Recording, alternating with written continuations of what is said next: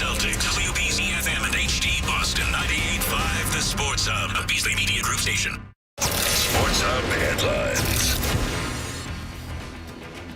Patriots are now 1-3 on the season after a second consecutive blowout loss, 30-13 to San Francisco on the West Coast yesterday. Jacoby Brissett was sacked 6 more times by a defense that was missing more than a few people. He finished 19 of 32 for 168 yards, 1 touchdown to Austin Hooper, and a pick 6. We really beat ourselves. We get a drive going, and then something happens. So, we aren't, honestly, we're not good enough to be able to play against ourselves in the defense. So we got to just go back to practice, go back to the drawing boards, and keep getting better from it. Jordan Mason ran for 123 yards and a score for the 49ers. The Patriots will return home to play Miami this Sunday. The Dolphins are currently 1-2. They host Tennessee tonight. In other Patriots news, the NFL Network reported yesterday Drake May is still not close to being ready to start. They are also reporting Kendrick Bourne is set to start practicing this week as he returns from a torn ACL. The Red Sox ended their season with a record of 81-81. They beat Tampa Bay yesterday 3-1 at Fenway Park. Quinn Priester allowed a run in 5 innings in his Sox debut. The Mets visit the Braves today for a makeup doubleheader that'll determine the final 2 wildcard spots in the National League. If the 2 teams split, both are in. If one team sweeps, that team is in, along with Arizona. The Bruins got top-line center Elias Lindholm back at practice yesterday for the first time in a couple of weeks. And in golf, the U.S. won the President's Cup for the 10th straight time. They beat the international team 18.5 to 11.5 up in Montreal. Sports Hub headlines are brought to you by Dr. Matthew Lopresti and Leonard Hair Transplant Associates, the hair doctor of Charlie McAvoy. Call 1-800-GET-HAIR for your free virtual or in-person hair loss consultation. I'm John Wallach at Boston's Home for Sports, 98.5 The Sports Hub. Your next update at 6:30.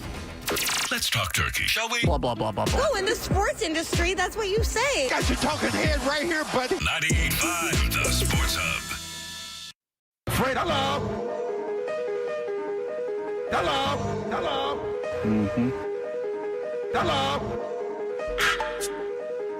Hello. Hello. He's naked. He has a sword.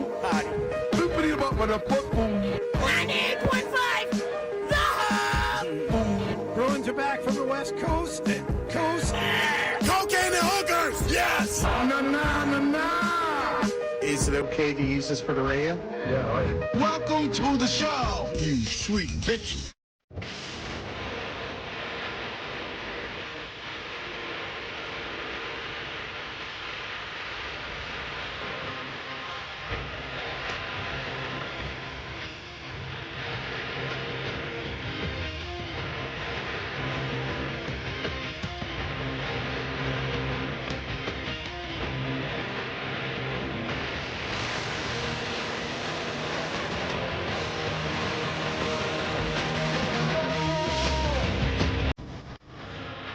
Hey, good morning, everybody. Good morning. We are Toucher and Hardy, Town Fair Tire Studios. And you can give us a call at 617-779-0985. Know that we are brought to you by FanDuel Sportsbook. Make every moment more with FanDuel, and watch us on YouTube. Oh, for the love of Christ, watch us on YouTube. They're up there, forever. You can go to just search 98.5 the Sports Hub, and you can do that. There's a bit of a crisis at my old house, and I just I'm texting my daughter, him up with you. John and I are going to the Bruins media day today, and they're practicing at 11:30 at the Garden, and then we will see them after practice. So we will get off the air at 10. We'll have our post-show meeting that usually goes a half hour, 45 minutes. That will leave us at 10:45. And then it will probably take, what do you think, a half an hour to park and get in there? Yeah. So that's 11:15. So we'll have time to kill. So let's say optimistically that we would be out of there and home by 3. No. Yeah, maybe. 2:30, 3. Okay. Yeah.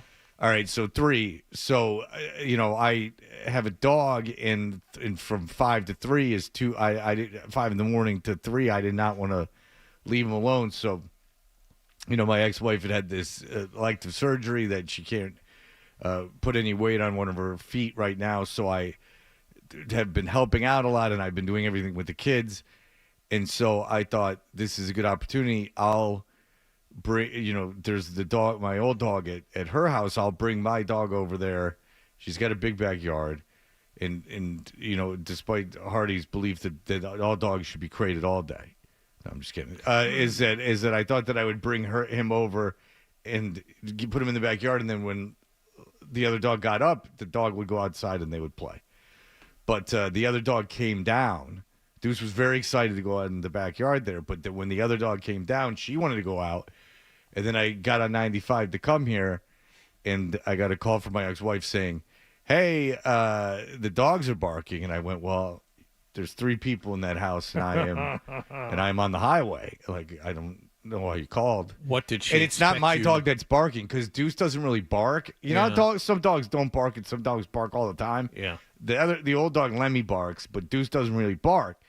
So now my daughter's like super pissed because my ex-wife had her get up and go downstairs to let them in, and she wanted to put Deuce in the crate that Lemmy sleeps in, but he won't go in there. So it's quite a crisis going over at that house. What did she expect you to do when she called? I think people are in the house with her, right? I think it was more just to tell me, like, hey, remember when I let you when I said you could bring Deuce over? This has become a major problem. I think that was more. It wasn't. I don't even think so much. Now that I think about it, I don't think it was so much for me to go over there and fix the problem, as it was to go like, this is inconvenient for everyone. Like, just so you know, right? Inconvenience rules the day. Because what did she call me, like 5:15? Yeah. So I mean, you're not turning around and going home. Well, no, I was not going to turn around and go home. I really don't think it's that big a deal. There's 3 people in the house. I mean, the dog is not going to attack anyone. But my daughter's real pissed off because my ex-wife had her get up and go downstairs. And she's like, why didn't she have Milo do it? So that's just a whole wonderful situation over there. So that's why I was texting at the very beginning of the show. The barking of the dogs is something that happens in my house too, and it's happened more recently as I am now the first person to go to bed in my house. Mm-hmm. I was almost always the last. Yeah. My daughter started giving me a run for that title, but I was the last one up, first one up. Now I'm the first one to bed. So I would say 3-4 nights a week I don't take the dog out last, and she can handle herself, but coyotes and stuff out there, and you don't want her out there all night. So I will go out and do, just one trip around the house with her. Check the perimeter, as we call it, right? Yes. Go out there with the Seeker 2 Pro, illuminate the woods. What's the Seeker 2 Pro? It's got to be a flashlight, That's right? the flashlight. It's got to be a flashlight. It's made by Olight. I'm sorry if I'm just saying things that everybody knows. It's what police officers use, right? But Olight is not. Is not. I wouldn't find Olight at CVS or something. No. Yeah. That's not for try Steve's Tactical on Central Street in Stoughton. Tactical for what? Yeah. What are you being tactical for? Let the man tell it. Don't interrupt the man. So sorry. This is a serious piece of equipment. Dare I say a weapon? Okay. Tactical. The Olight Seeker 2 Pro. Now, if you want to go get one right now, Hardy, I want a Seeker 2 Pro. Lucky you, they're already up to the Seeker 4. So you're going to get a better model than what I have. But let me tell you, this sumbitch, how many lumens? So many I can't even count. And what's a lumen? It is a measure of brightness. Okay. 3,000 something or other. I can stand in my backyard and I can light up the tops of the trees at my neighbor's house 300 yards away. No problem. All right? So this is what the dog and I do. We go out there, we check the perimeter, I bring her back in. All right, everybody going to bed. On the nights where I don't, someone else lets her out. You know what she does? Runs around to the backyard right below where I'm trying to go to sleep and barks and barks at the woods. And she'll just like bark. And it's not just me. I mean, it is sometimes still early-ish, 9:45, 10 o'clock, but there are other people going to bed at 10 o'clock. Why is someone, A, letting the dog bark while you know where I am? I announced that I'm going to bed. I'm polite to my family. Good night, everybody. Love you. I'm going up. Okay. They know I'm upstairs trying to sleep. Not to mention other neighbors. They just let her bark. Why can they not handle the barking dog, Fred? As the case for you this morning, as is the case for me 3 times a week. Oh, the dog's barking. I got up once so pissed, went outside in my underwear to grab the dog and bring her back in. Did you illuminate yourself in your underwear? I didn't have time to grab the Secret 2 Pro. That stays on the little end table in the dining room with the charger. Is it dangerous if you would put the Secret 2 Pro like in someone's face? Could you blind them? Absolutely. So it's almost a weapon. Look at it. You can't look. If it's on full brightness, you can't look at the beam. So say there was You can hold it in front of your hand and you can feel the heat. That's what makes it tactical. Say there was a youth that was... I'll give you one more. I showed it to my buddy who is a cop, and he said, this thing is ridiculous. It's too bright. I wouldn't use this. Yeah, because they have, wear body cams, and they probably get in trouble because everything they do is on the record. And if you're using a flashlight like that, but I'm serious. If there was a youth that was sniffing around and you didn't like the looks of him, and he approached you and your family, and you took the Secret 2 Pro and put it on full brightness and shined it in his eyes. Double tap to get the full brightness. You know what I might do, Fred? I might do the triple tap, and that does the emergency strobe. Yeah. And then he's just going to piss himself, and he might have a seizure. Because remember when people would watch Entertainment Tonight, and what was her name? Mary Hard? What was the name? And people would have seizures. Yeah. So you're saying that if you put that on, maybe you could just render someone useless. Probably. What if you bring it in tomorrow and let's do it to Nick and see if it kills him? Oh, okay. Yeah. He's got a bum ticker as it is. Yeah. I mean, he's the most likely to die young. So I don't know. They can't handle a barking dog. Or your wife obviously cared. I don't think my wife cares if the dog is barking. Oh, she's barking at something in the woods. Yeah, you got to.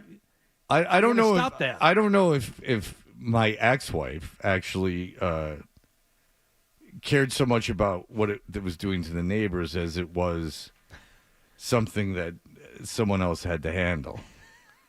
It was bothering her, right? So she bothered you. I mean, it's not like she was asleep. I mean, she just lays in that bed. She's prone most of the day. So I don't think she's going to bed and sleeping all night. I think she was probably awake. Well, you came in the house, right? Yeah, but I mean, if she was asleep, it would not have woken her up. I came in the house and just walked right to the back door. I have a key to the house. I walked into the house, went right to the back door and let Deuce out. And then the other Lemmy came down, and then I just let Lemmy out, and I left. I was in the house for a minute, legit, a minute. Yeah. So, I mean, I would find it, if someone came into my house for a minute, it happens all the time when I'm napping. If someone comes into my house for a minute, I'm not up all day. So. She have a key to your house, too? She does. That's nice. Well, it's the easiest thing. Yeah. Because the kids will not carry keys. Oh, I know. That's ridiculous to ask them to. They've lost so many keys. It's not even worth it. I've asked my daughter to please do not open the garage door when you get home late at night because a lot of noise. Yeah, I can hear it. Wake everybody up. Yeah, and just me. Because I'm the light sleeper. With the you got be on top of everything. Wallach, you're the same way, right? Defender of the home. Sure. I asked her, I said, just come on the front door. Use your key. I don't have a key. Yeah, you do. I gave you one. I have a big ceremonial presentation. It was about 6 years ago when you got your own house key. Remember? It was a big deal. No idea where it is. I'm like, oh, that's good. Could you locate that? Now, you being the person you are you looking to change the locks because no one can find the key? Don't you worry. Yeah. I almost want someone to come in. Sure.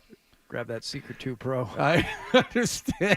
He grabs an AR-15, and he says, what are you going to do about this? Kablow. Don't you worry about what else I got.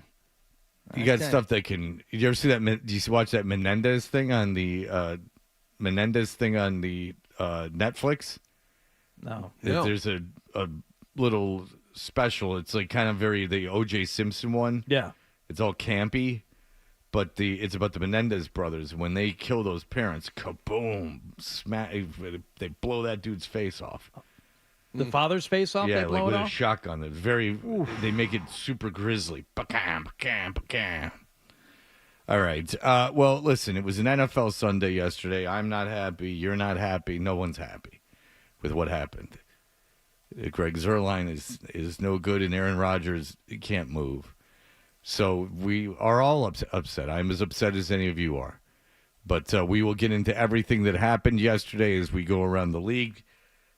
We'll talk to Mike Reiss today. We'll talk to Bob Sosi. There's so much to do on the show. We'll be right back.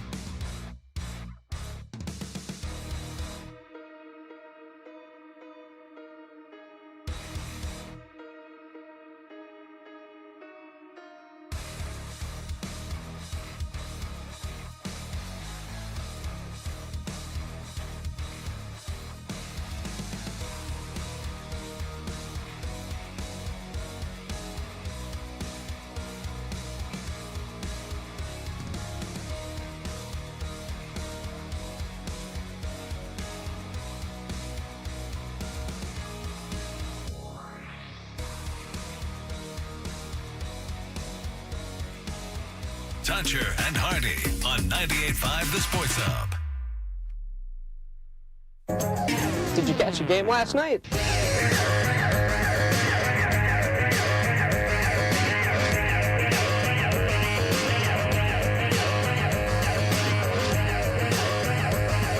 All right, we are touching Hardy. Hardy, what happened last evening? Patriots were in San Francisco to take on the 49ers. Patriots 1-2 on the season. 49ers struggling just a little bit, also 1-2 on the season. So I had to take care of home field, and that they did. Spoiler alert. Now Brady dropping back, looking to throw. He's got a lot of time. Fires down the middle, wide open Ayuk. Crossing to the far side across the 50, 45, 40. And shoved out of bounds by Gonzalez. What a mismatch that was with Jelani Tavai, the linebacker, in the middle of the field trying to hang with Brandon Ayuk. That's all you need to hear. Tavai trying to hang with Brandon Ayuk. And it's not like Ayuk's setting the world on fire either. No, he's not, but he was also so wide open, it really didn't matter. I mean, the coverage was blown, the scheme was off. That was not necessarily a taste of things to come, but it also showed that there are many issues going on, not just offensively, and we'll get to all the injuries and the latest mishaps for the Patriots on that front, but defensively they're still trying to find a rhythm, and there's some blown assignments, and I think there's some miscommunication back there too, and that was a good example of it. The 49ers were driving. They settled for a field goal. The Patriots got the ball back, and handoff to Ramondre, runs through an arm tackle, and he lost the ball. A fumble for the fourth straight game by Ramondre Stevenson. I'm not playing two pieces of sound at once. I just want you to know this is so. Handoff to Ramondre, runs through an arm tackle, and he lost the ball. A fumble for the fourth straight game by Ramondre Stevenson. He was brushed by a defender. Ball came out. They got it. Okuwanu in San Francisco signals that it hasn't, and the Niners celebrate with reason because they do. What would the former head coach do? Yeah, well, Belichick would have bunched him 2 games ago. Yeah, 2 fumbles ago, he would have sat him. Yeah, you can't be doing that. That's inexcusable for a running back. For a running back that can secure the ball that easily, to get it punched out like that, that's inexcusable. Greg Olson had a good point. I mean, this team on offense has Ramondre Stevenson and nothing else. And I think Gerard Mayo understands that, which is why he keeps putting him back out there. But, if Bill Belichick's the head coach, he doesn't care. Ramondre would be down for at least a game, maybe 2, maybe longer. We saw it happen in his rookie season. I mean, really, at running back, like seriously, at running back, when you're not, unless it's like a guy that can do everything, like catch the ball in the backfield and do all this stuff, what the hell is really the difference in the outcome of the game if you don't have Ramondre Stevenson in the game? On this team, it matters.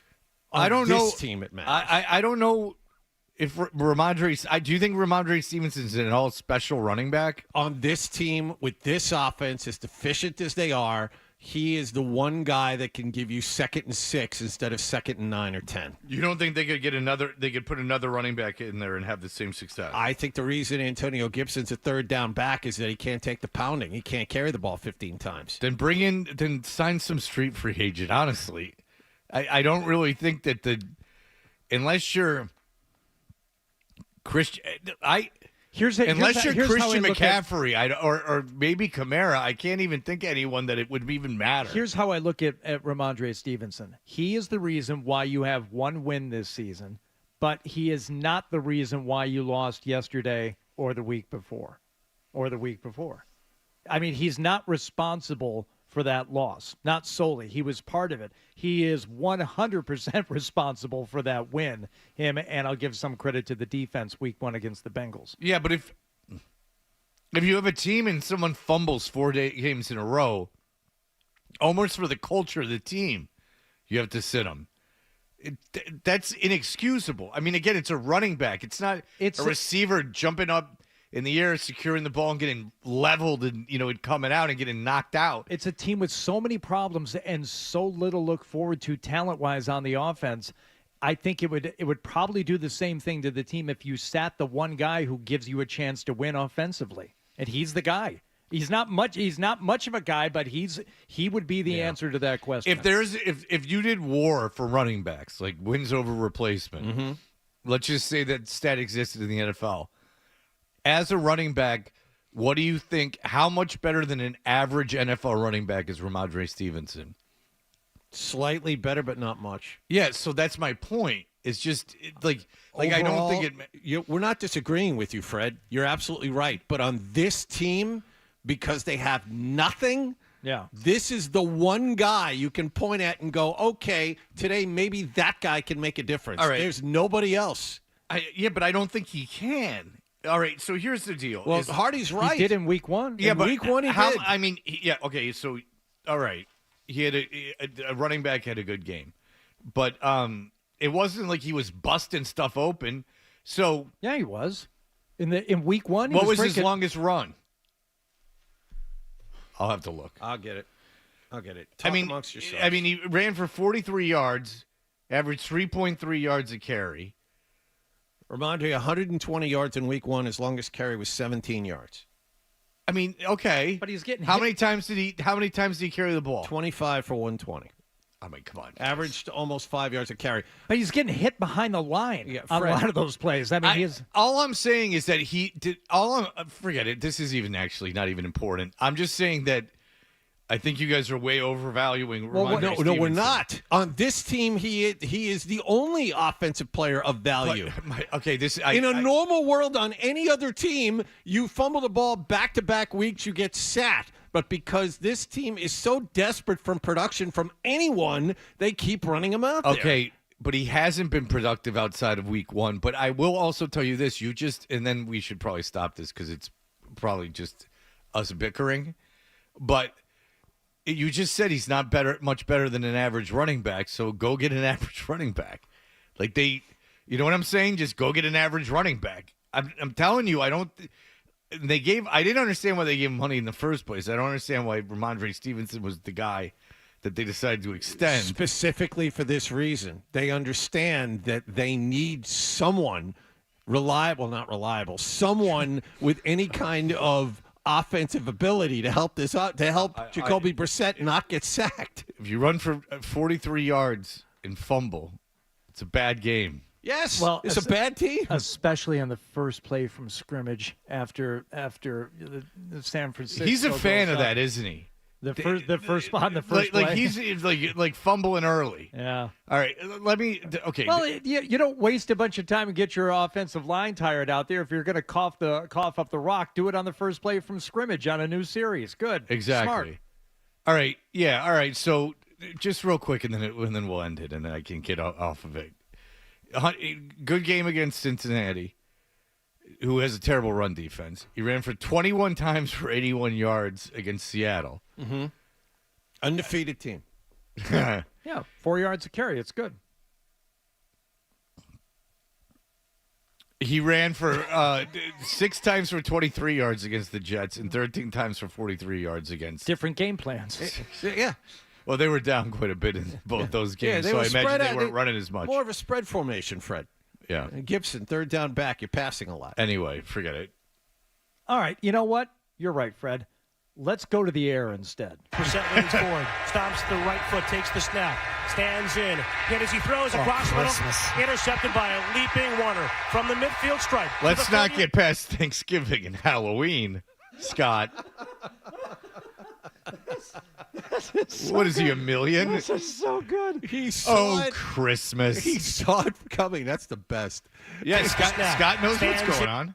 I mean, he sees the field. But that's the best. You can tell he's played the game. He's doing the right job because before Brissett was intercepted, he saw it being intercepted. For all of Scott's quirks and flaws, my God, if he is sitting above a football game, the man can see what's happening as good as anyone in the business. The right foot takes the snap, stands in.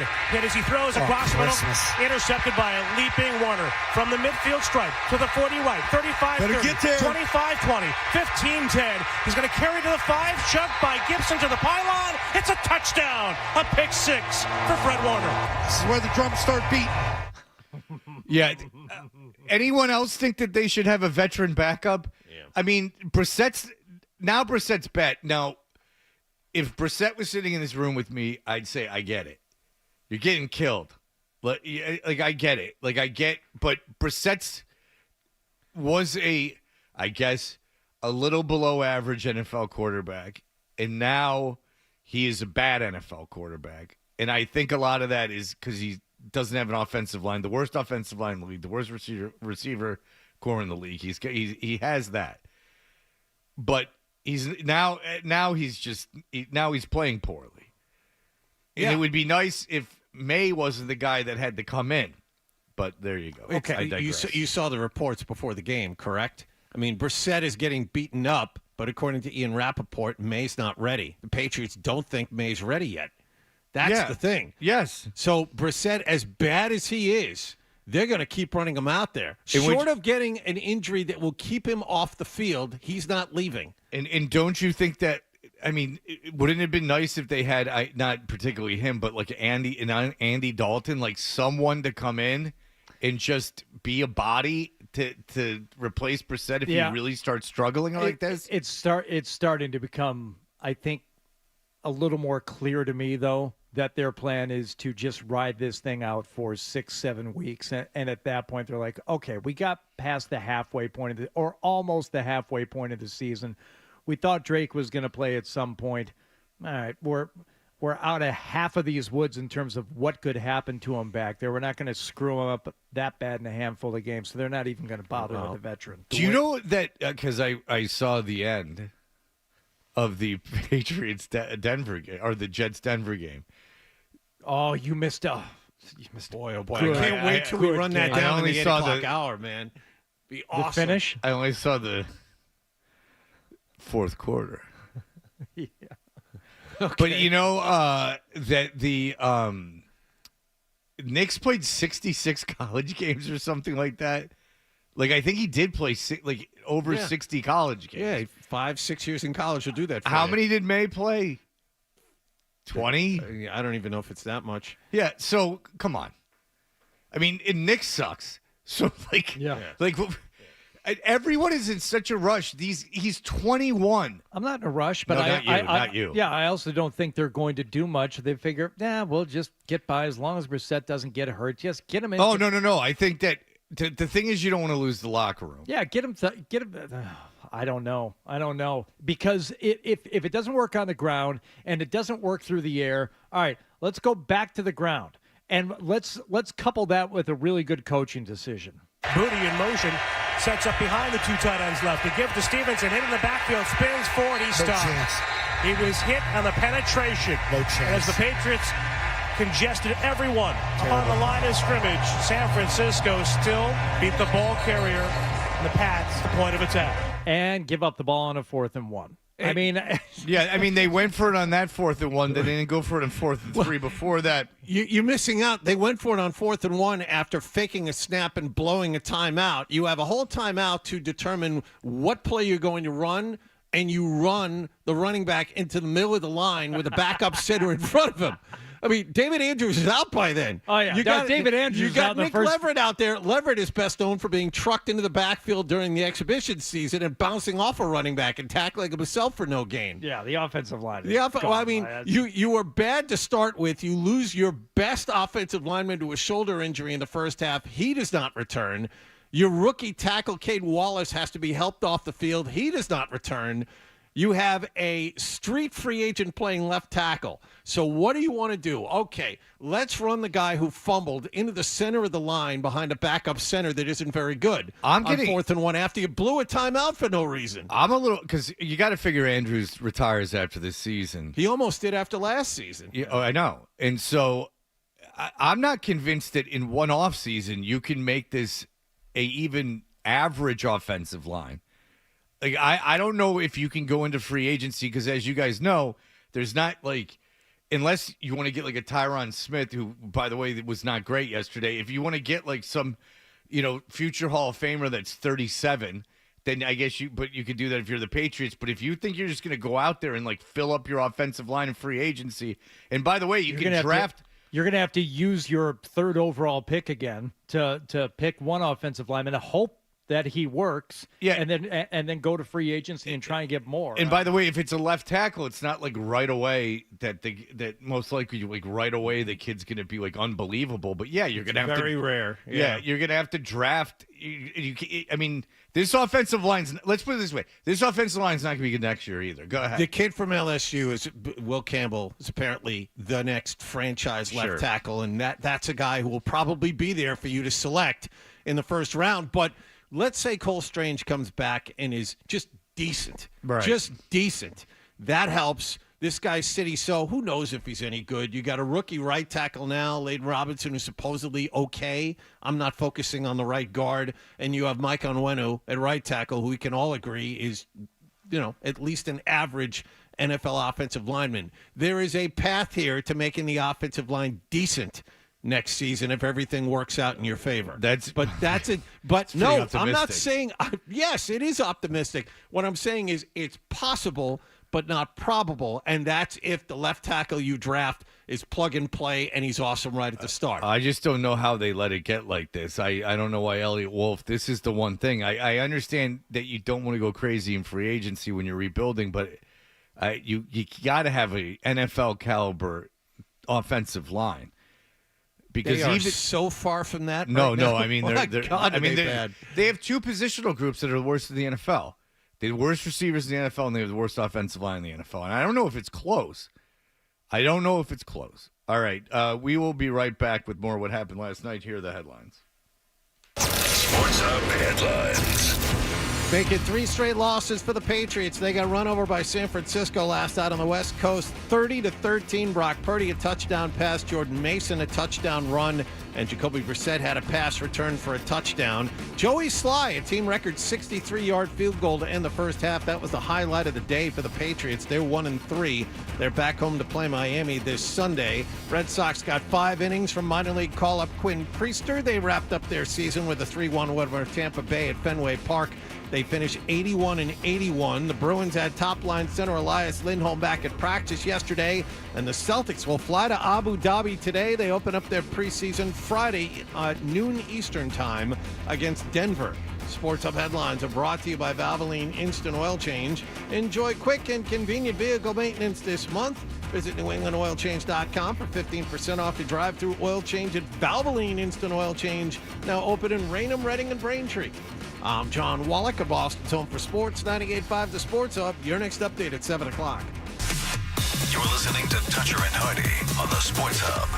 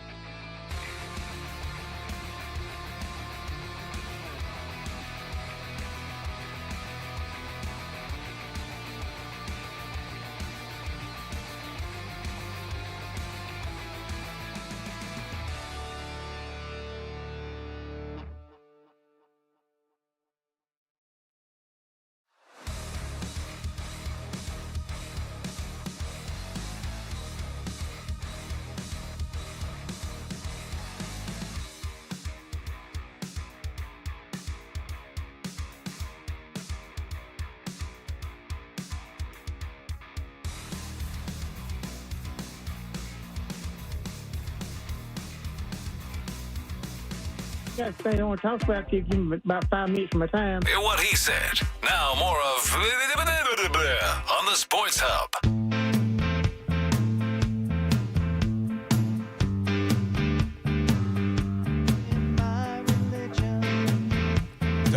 Hardy the other day texted me pictures from that video. I hated that video when I was a kid. Oh, yeah, just non sequitur. I just texted Fred like 5 still images from the Losing My Religion video. That's brilliant. And they were... they were artistic, Fred. They were theatrical. I bet you like it's the most beautiful thing that's ever done, but I'm too dumb to get it. But I just hated it. My wings have been clipped. It was perhaps a tad pretentious. Oh, a tad. A tad.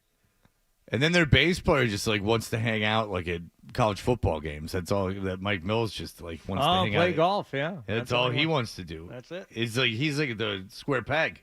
Well, Bill Berry, he's I'm just going to go be a farmer. I had that aneurysm. I said, I don't want to do this anymore. I'm going to go drive a tractor.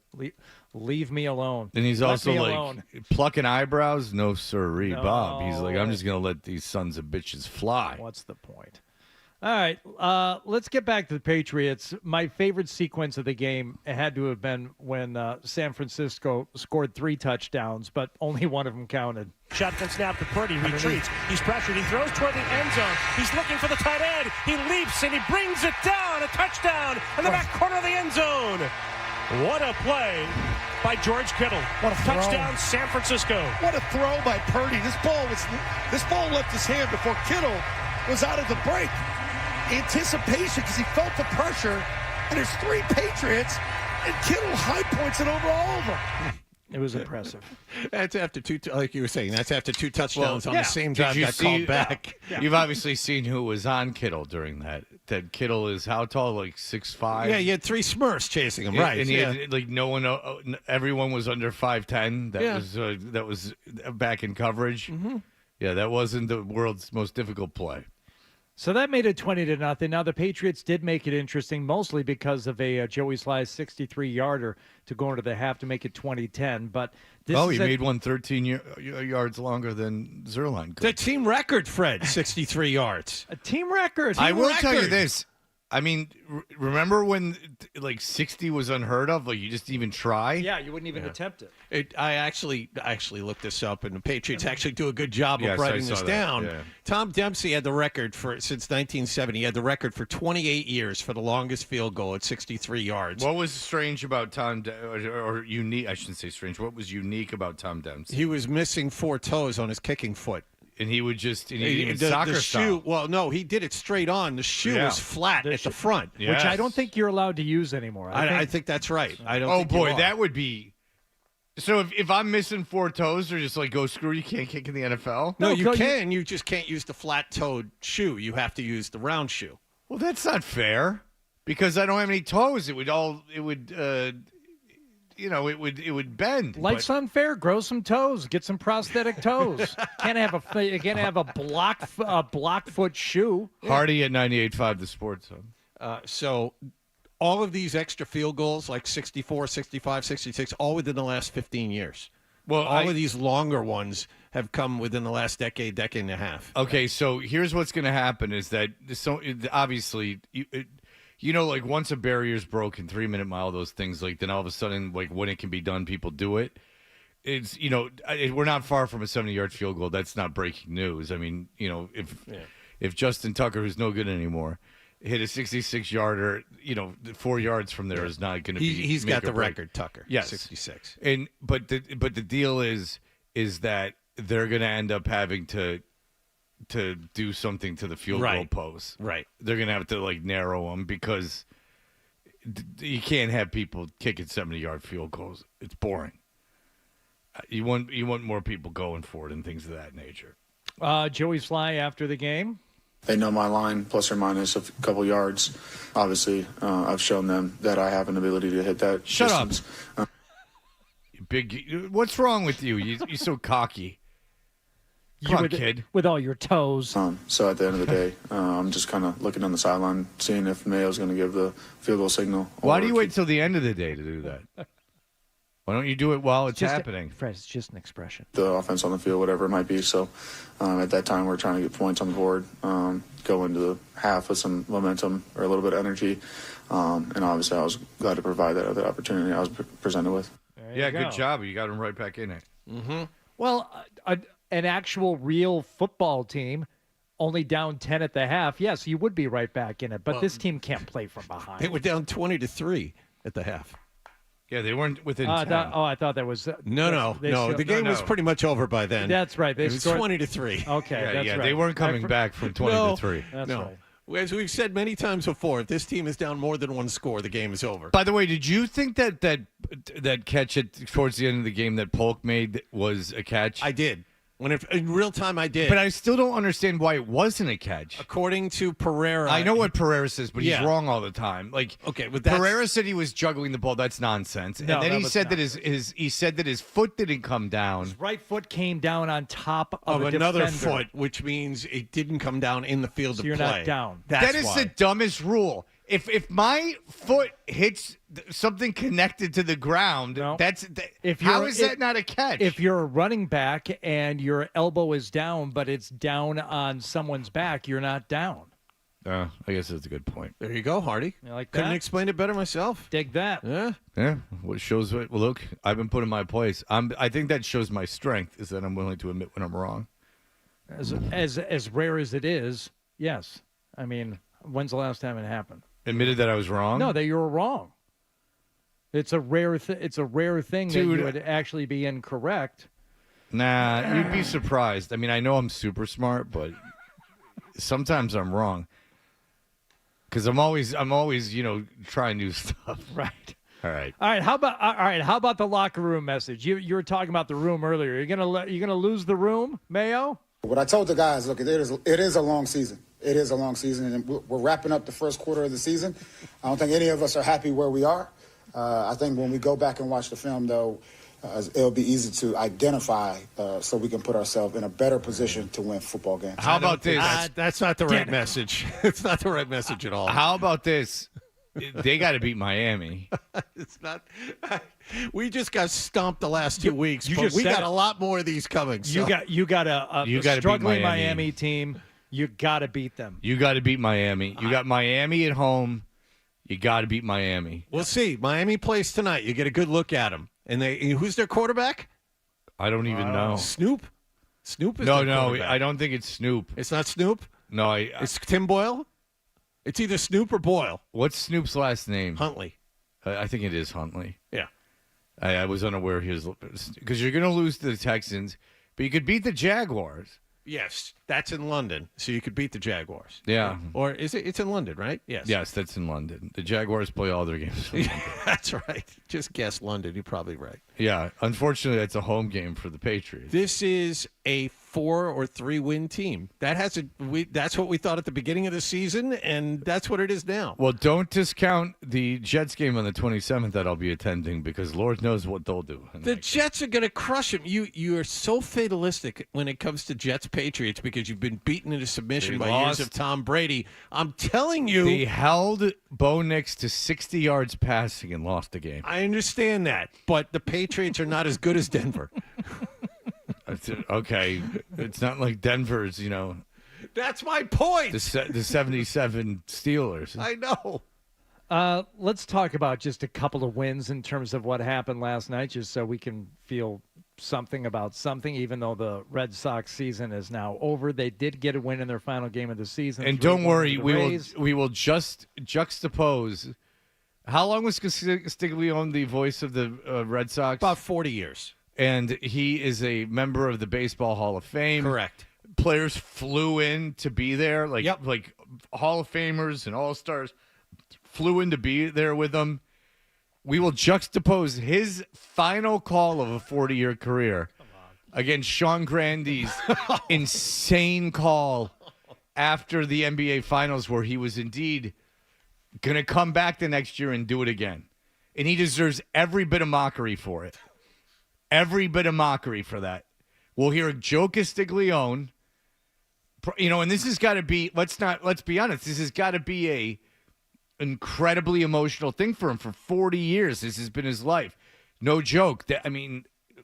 Hats off to the guy, but it's, and hopefully he's like Gorman and like loves retirement.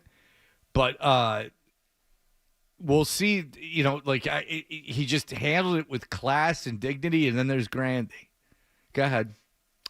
There was one more win yesterday, something we can all feel good about. The President's Cup in Montreal.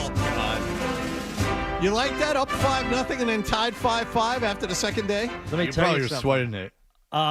Who wouldn't be? I've never seen a swing like that before. Here I'm talking about the damn thing is over. I haven't seen a swing like yours. You ever try one of them sex swings? You see them in movies. I don't know what I would. What are you supposed to do with it? Just it's for standing. I'm pretty tall, so I don't even know if I could. They're adjustable. They're adjustable. You can raise it up. What's the advantage of that? The sex swing. Like, what's it supposed to do? What's the difference between just putting the girl at the edge of the bed and standing there? Well, the bed. Yeah, Hardy. What's the difference? The bed doesn't swing. Yeah, but I would think the swinging would be a little bit more difficult because you would have to kind of chase the swing as it swung around. Right.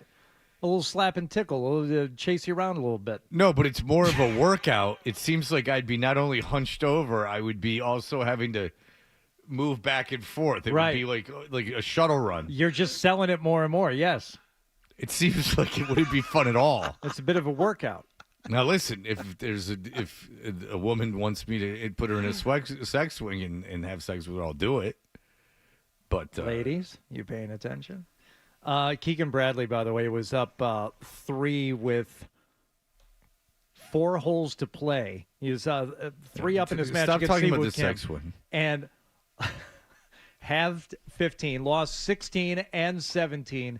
But have the 18th hole to get the final point that the U.S. team needed. They ended up winning 18.5 to 11.5 points over the international. Well, you made it sound like it was a close match, and Keegan Bradley needed to win 18 to win by half a point. Well, it was Keegan Bradley was the Ryder Cup captain. He looked like he was going to Hardy knows absolutely throttle Siwoo Kim, right? And he ended up losing. Who's 16, he endorsing 17. for president? Because that's what it's really all about.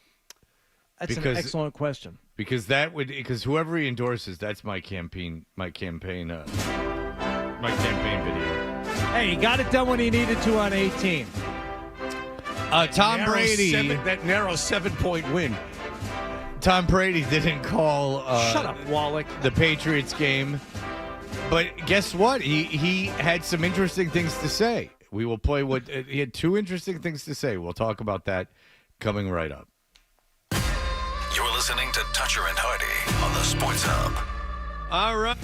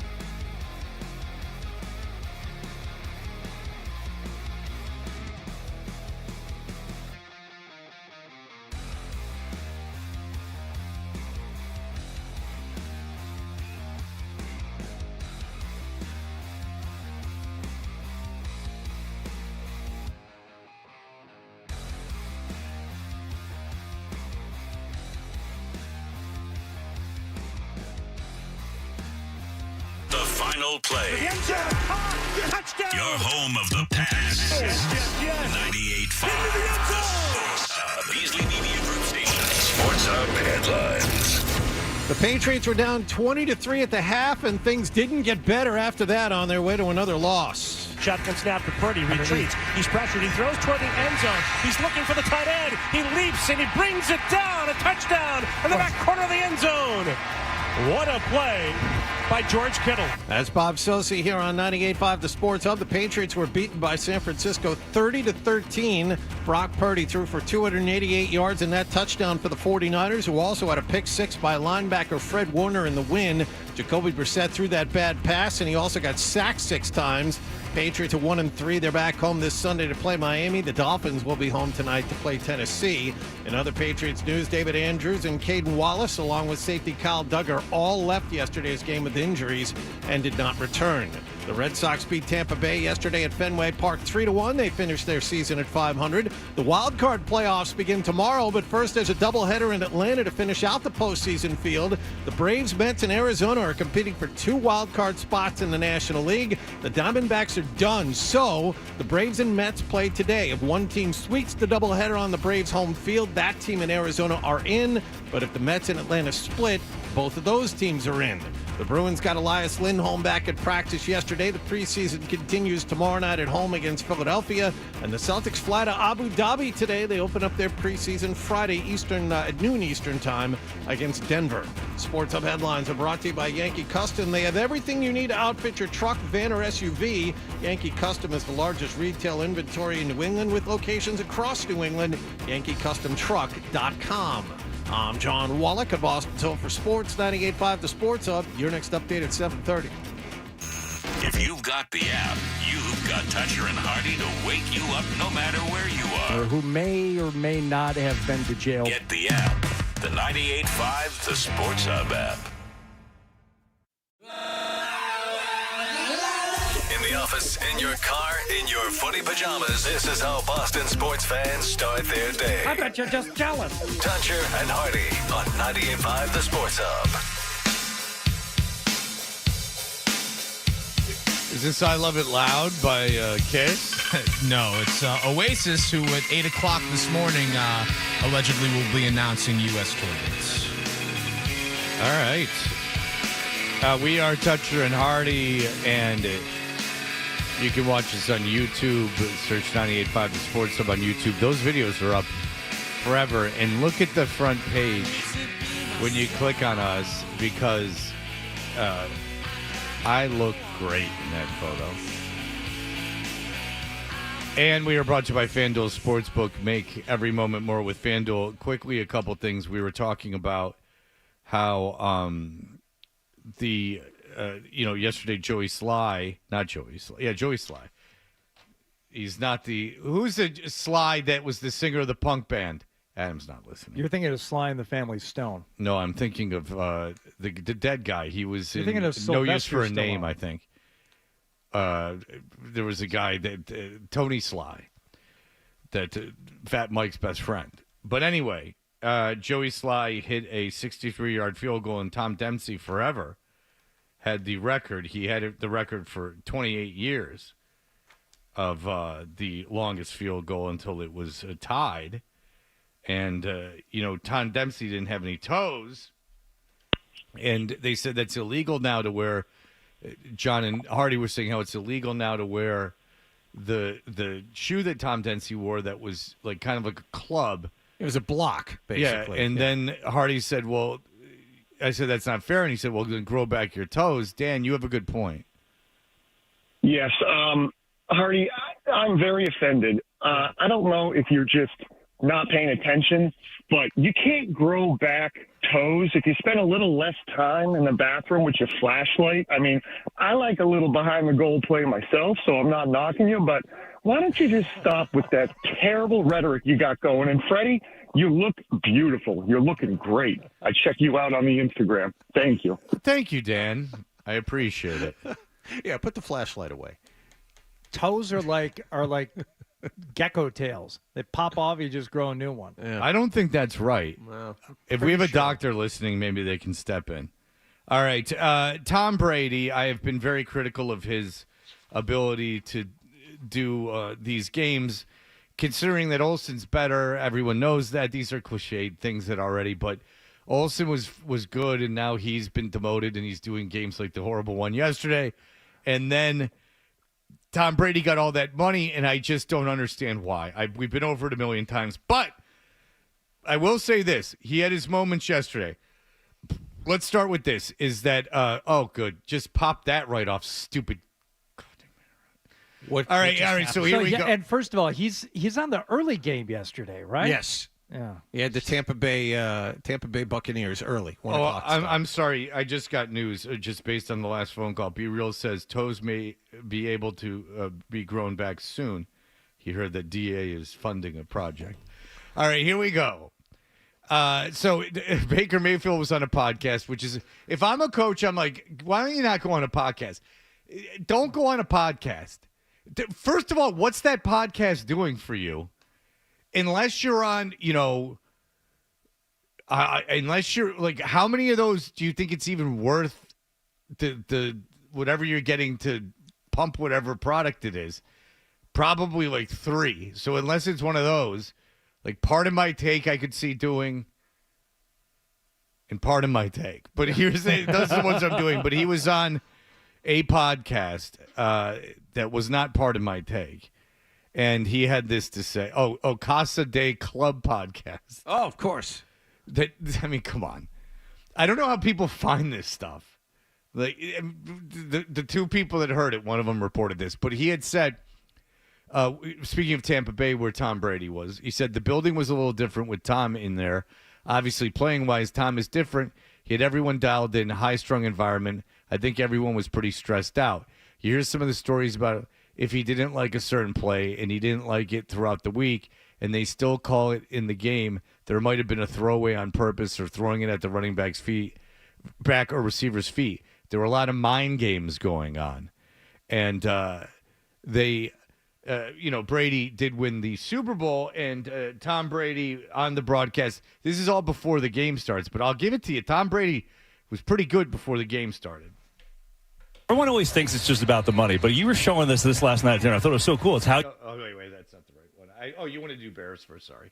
All right, here it is. They wanted me to come in, be myself, bring the joy back to football for guys who weren't having as much fun. It's funny because you've made this environment. This is the Mayfield thing. Yeah, it's fine. It's fine. No. But I just read the Mayfield thing. So this is what is he? Brennan?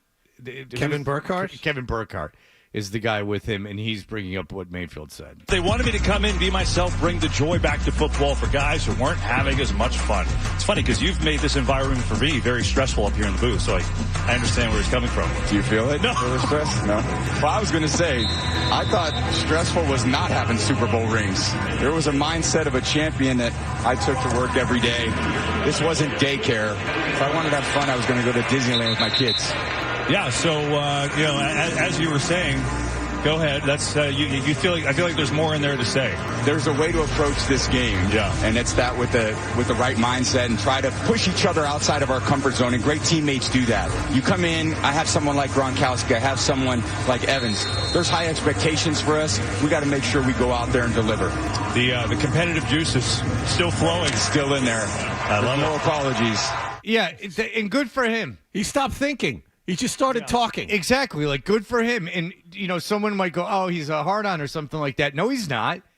He won 7 Super Bowls. Yeah, and you can hear Burkhardt's kind of thrown off by the fact that it's like, you actually said something a couple of minutes ago. Oh, my gosh. Could you keep saying things? That's a good – yeah, let's go back and hear that because that is a good point, Hardy. He clumsily does it, but he does go like, oh. You finally said something after 4 weeks. I don't want to insult Brady because this is great. Brady's absolutely right. Like, who the hell are you, Mayfield? You're on your 4th team. I mean, good for you. You're playing well. You won what? 2 playoff games in your life? 2 playoff games? 2 playoff games. 2 playoff games. I've won 7 Super Bowls. Go ahead. That's you feel like I feel like there's more in there to say. Yeah, you can just tell he's thrown off. He's like, oh boy, what's going on? I don't have to carry this conversation. If I wanted to have fun, I was going to go to Disneyland with my kids. Yeah, so, as you were saying, Go ahead. That's you feel like I feel like there's more in there to say. There's a way to approach this game, and it's that with the right mindset and try to push each other outside of our comfort zone. And great teammates do that. Yeah. So get off your stupid podcast that you feel so comfortable on.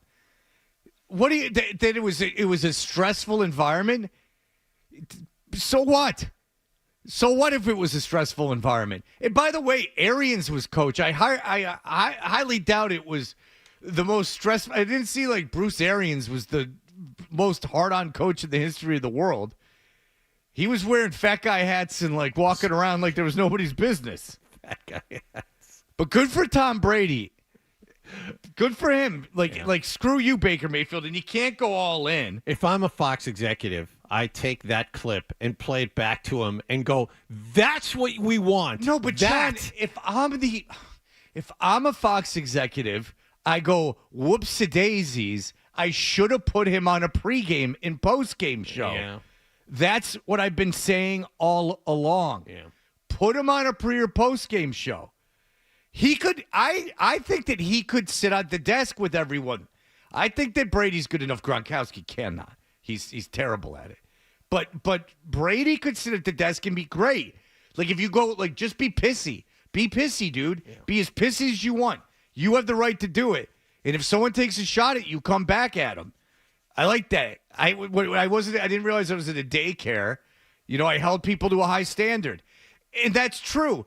Notice how he names checks Gronkowski. Like, dude, I got Gronkowski to do it. Like, if I got Gronkowski to do it, shut the F up. You know, I got a guy with all the talent in the world that wanted to screw around, and I got him to buy in. I got him coming. Remember when they were doing during COVID? He had Gronkowski down there doing practices he didn't have to be at. Screw Baker Mayfield. Now, Baker Mayfield says he was taken out of context. Of course he did. You were on a podcast. How the hell were you taken out of podcast? Taken out of context, and none of it was personal by any means. It's just what he demanded of the guys, and that's the aura of Tom Brady, and that's what he did to bring a championship. No. You were saying that you were better than him because everyone was ready for a change because he was such a hard-on and you're so fun. That's exactly what he was saying. How could it be taken out of context? Is it the 1 2-minute podcast in existence? If it's a podcast called, let me look at what it was called again. The podcast called Casa de Club. I'm guessing that's 7 hours long, based on lack of editing. I'm looking at the episode right now. It's 49 minutes long. Yeah, so he was taken out of context in those 49 minutes.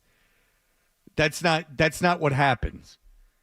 All right, and so here is Tom Brady again, you know, because they're talking about Tampa Bay, and here is Tom Brady talking about, you know, when he left the Patriots and he was looking where else to go. Everyone always thinks it's just about the money, but you were showing this last night at dinner. I thought it was so cool. It's how you made your choice. So I brought these. I saw them at the house, and I said, you know, I'm bringing these to show KB. And there was a lot of reasons to choose Tampa. And so he's holding notes, and I actually think this is great too. Like Tom Brady, and I believe that they're the notes he made.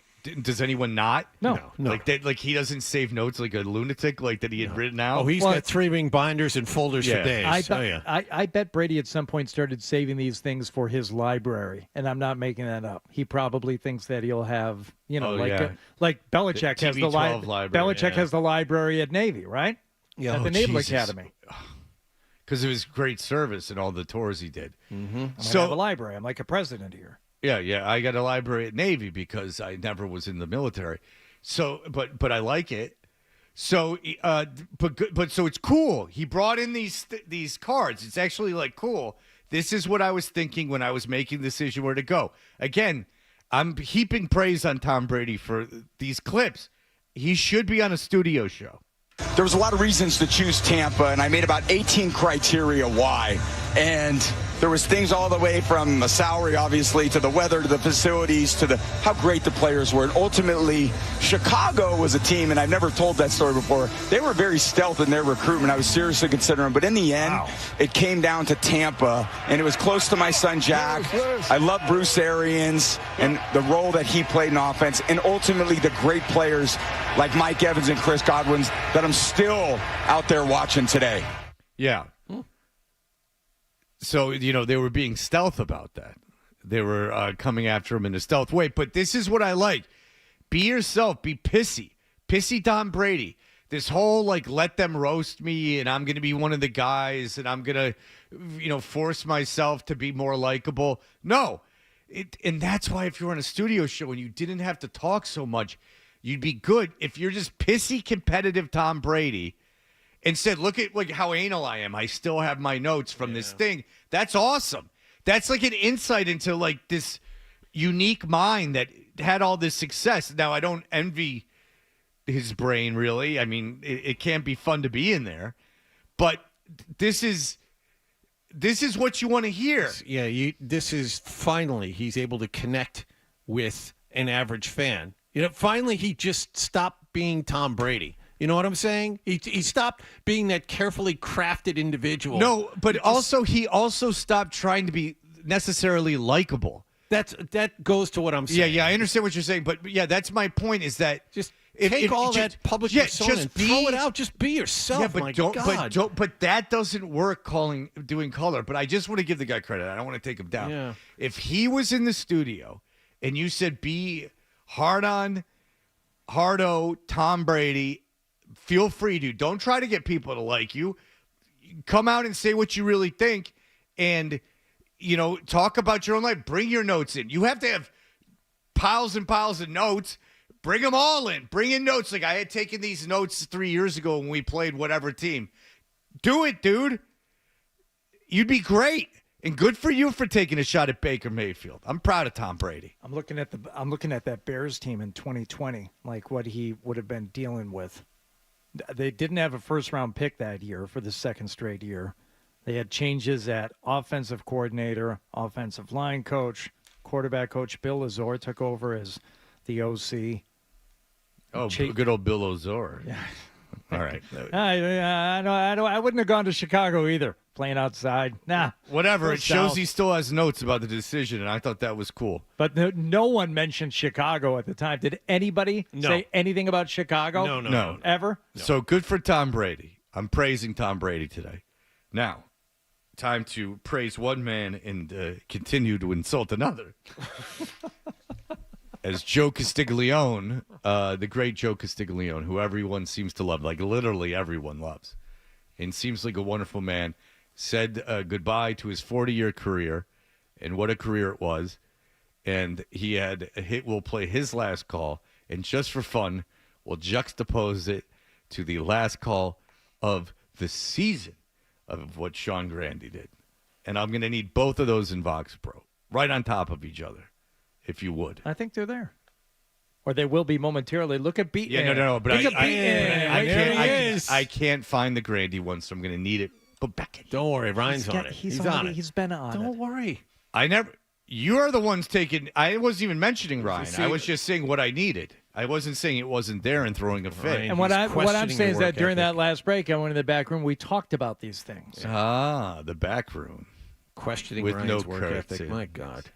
Look, standing right there. And let the record be shown. I praised Tom Brady today. Let the record be shown. Let the record show it, I guess. All right, we will be right back in just a moment.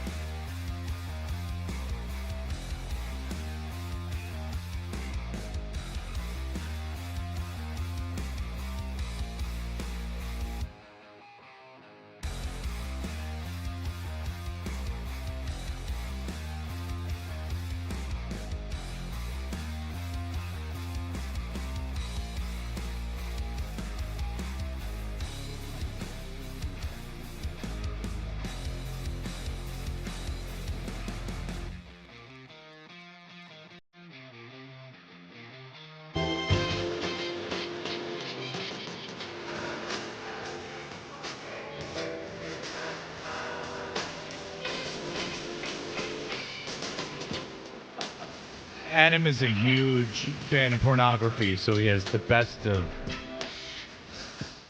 Harry Reams. 1977. Jeez. It's the Intruders. Yeah, the Philly Intruders. Soul, little baseball-themed Philly Soul to get us into the next Yeah, segment. they're intruding into your lady parts.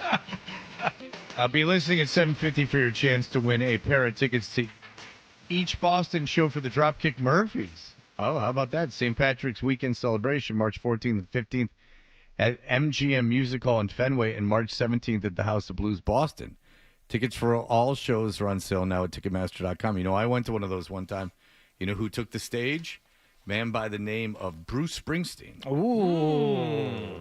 Only time I've ever seen Bruce Springsteen live. And I'll tell you, if you can get back in the VIP area of one of those shows, you will be alone. Just kidding. It will be everyone, because a lot of friends and family.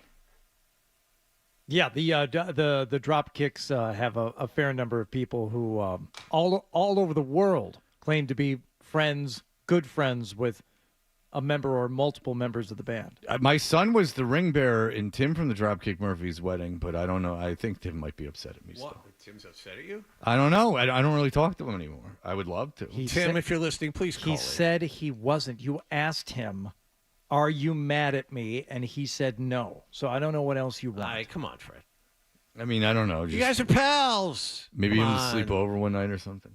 All right, Joe Castiglione. Everyone loves Joe Castiglione. What a great career. Mm-hmm. He called the Red Sox games for 40 years or so or whatever, and he's in the Baseball Hall of Fame. Everyone loves him. And, John, there were some players that showed up. Yes, a lot of ex-players showed up. I mean, Euclid is already there, but you had Clemens there. Pedro Martinez was there. I mean, everyone throughout his career showed up to wish that man goodbye. So it's a very special thing. He's in the Baseball Hall of Fame. You couldn't be any bigger. Like in his profession, he is at the mountaintop of, a historic organization, a huge organization, decades and decades of service. A lot of people are going to miss him. A lot of people probably won't even bother listening to the games anymore. And this was Joe Castiglione. And here is how Joe Castiglione signed off, as always, a class act yesterday. The payoff pitch. Swinging a line drive center field. Rafaela going over to his right. He stabs it. And the ball game is over. The season is over. Well, I guess it's nostalgia time here at the end of the season and the end of my career as a regular Red Sox broadcaster. We're not going to go away, but you won't see us as often. And I would like to close, as we've done every season since Ken retired after the 1989 season, with the way he would close every season, reading from the great words of the former commissioner of baseball, president of Yale University, and longtime family friend in New Haven, Connecticut, A. Bartlett Giamatti, who wrote from the green fields of the mind about the game of baseball. It breaks your heart. It is designed to break your heart. The game begins in the spring when everything else begins again. And it blossoms in the summer, filling the afternoons and evenings. And then as soon as the chill rains come, it stops and it leaves you to face the fall alone.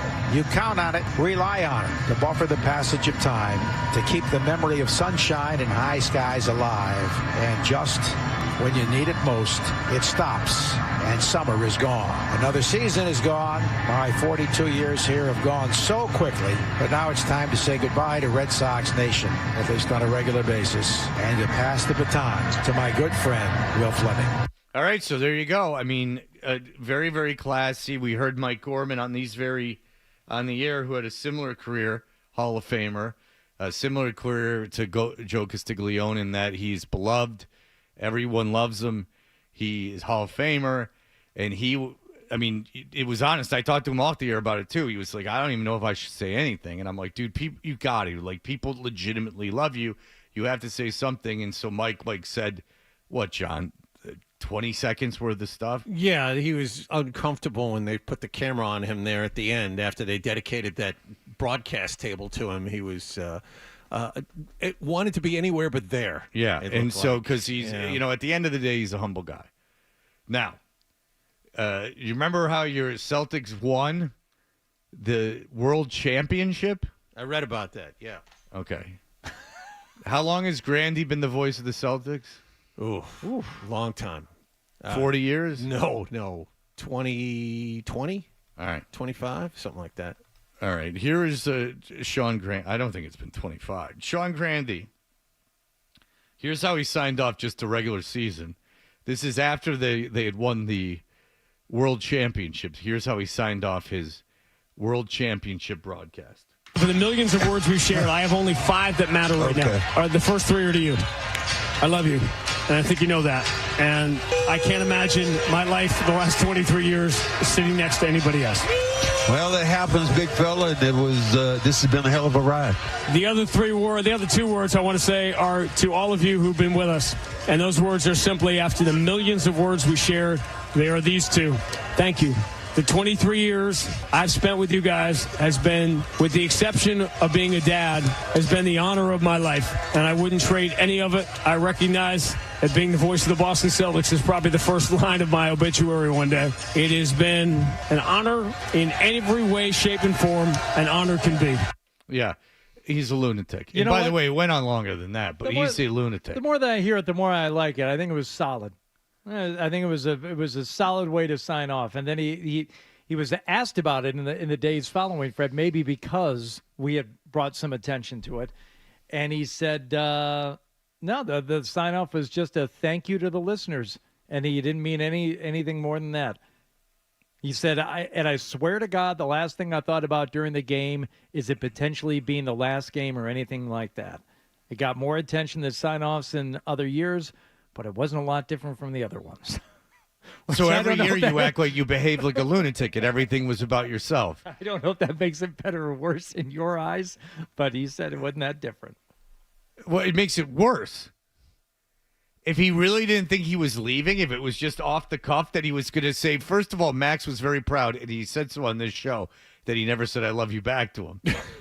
Let's hear just real quick how Max reacts to that again. Because I just heard it, I really paid attention. Listen to this. For the millions of words we shared, I have only 5 that matter right now. The first 3 are to you.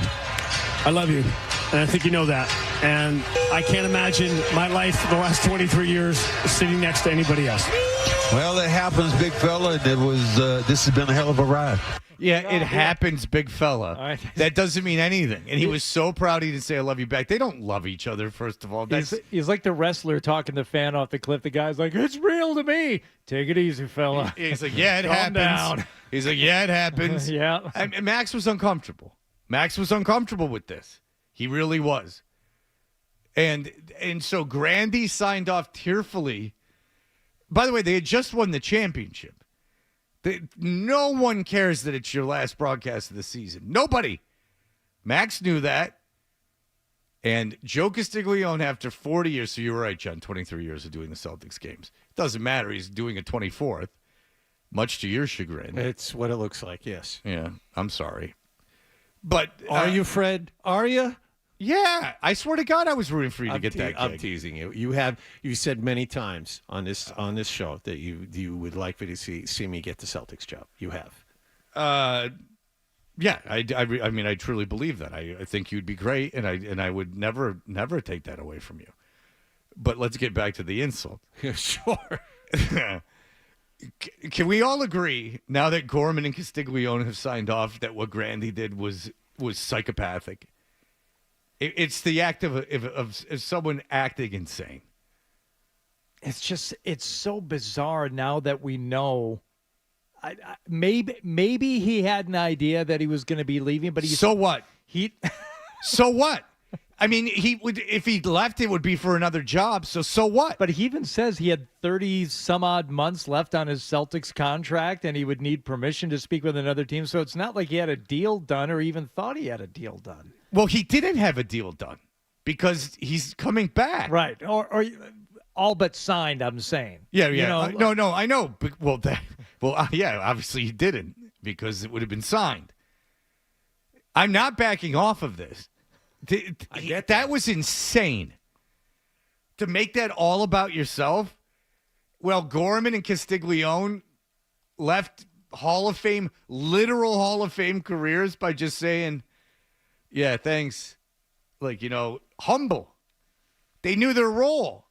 You're calling the games, and people loved them too. So they didn't even really appreciate probably, or they felt uncomfortable with how much they were beloved. I know Gorman did. Weird. And part of the reason I like it because it makes John so uncomfortable. But it's weird. Very weird. Adam, don't you think it's weird? It's the first time I've done this since you were on the show. I've heard you. I mean, I heard you play the audio the first time, and I was listening when you first. It's really uncomfortable to listen to. That's my takeaway, and especially since you just juxtaposed the two next to each other. I mean, Castiglione did what you would expect Castiglione to do, and it was very classy. Of course, the Gorman audio as well. I've always loved when Gordon's come on with you, and you guys discussed that at length. But it's just the Grandy call is makes me physically uncomfortable to listen to. That's my take. And I'm not making fun of you, but you've signed off stations. I mean, yes, multiple radio stations. Yeah. And this is not. I'm not busting balls. This is serious. No, yeah. You've signed off stations, and I heard you sign up WBOS, and you're just like, thanks. Like, this is a song I really like. Well, what it is too, and yes, and I know you're bringing it up not to bust balls, but to be serious, and yeah, it's a different. Like I signed off BCN in 09, I signed off FNX in 12, and I just signed off BOS, and those were three different situations, and I took three different approaches to it as well, because what you want to do is you want to be mindful of where your headspace is, but also who the audience is, and like. You know, BCN was like a really big deal, and FNX was a different thing, and Rock 92.9 was a different thing, and you kind of have to take those things into account. And you did a great job on them, and like the BCN thing is like you're saying goodbye to the radio station, right? FNX, you're saying goodbye to the radio station. Right. Like if this was Oakland, right, and the Celtics were moving to Utah, and it was the last Celtics broadcast, and you got emotional about them leaving town, that's completely different, but he made it completely about himself. It's like weird to me. It you know, to be honest, it pisses me off. Does it? Couldn't tell. I'm a very petty person. I don't like it. I don't like it. I think it's weird. I think it's very weird. And I think it's a little dickish to people like John that were in line for the job to do that. And by the way, I'm not the only one who thinks so. I'll have you know that. Not that it matters, but I mean, it's not like I haven't heard others in private conversation go, Jesus Christ, what the hell was that? Have you ever signed? You haven't signed a station off, Fred, or left? I left a station, and I left 99X, and I left 99X, and I got teary. Yeah, but I was leaving my show. Right. I was like in a situation where it had been bought, and there was all this stuff. I was also 30. I mean, like, there's a big difference. Like, I was leaving a thing. It was my whole identity. Again, but that's not even the point. I was leaving. Like, I was going. I was gone. What am I even talking about? Of course, yeah, I got emotional. I was leaving. I was gone. Like, it was the end. I never came back. That was the thing. And we played a fake time of your life thing with fake highlights of my career. Like we made stuff up. Like I had been on a billboard for 3 years or something like that. Like it was actually kind of funny. That's good. Yeah, it was kind of funny. I might have stolen it from Rich when he got off the air somewhere else. I might have actually borrowed the idea. But I had a right to be emotional. If Castiglione would have cried, I wouldn't have played it and gone, what an a-hole for crying. I would have been like, yeah, I can understand that, man. It's got to be real tough. He loved the job. He had nothing but success. I understand that. If Gorman cried, I wouldn't have held it against him at all. Not at all. I would have thought it was, like that raw emotion was great. I mean, I wouldn't have. And if Grandy would have done that, and he was but Grandy's not retiring, so that's one thing. But if Grandy was leaving Boston, I told you guys if he was leaving, what I said when we played it was. We played it the first time because I thought it was so funny how Max reacted to him saying, I love you. But then I said, listen, if he's leaving, it's a little bit much, but because they just won the championship, it's a little bit much, but if he's leaving, fine. But now that he's not leaving, it's insane. It's insane. Maybe when I leave for Christmas break, I'll do a nice teary goodbye and thank everyone so much.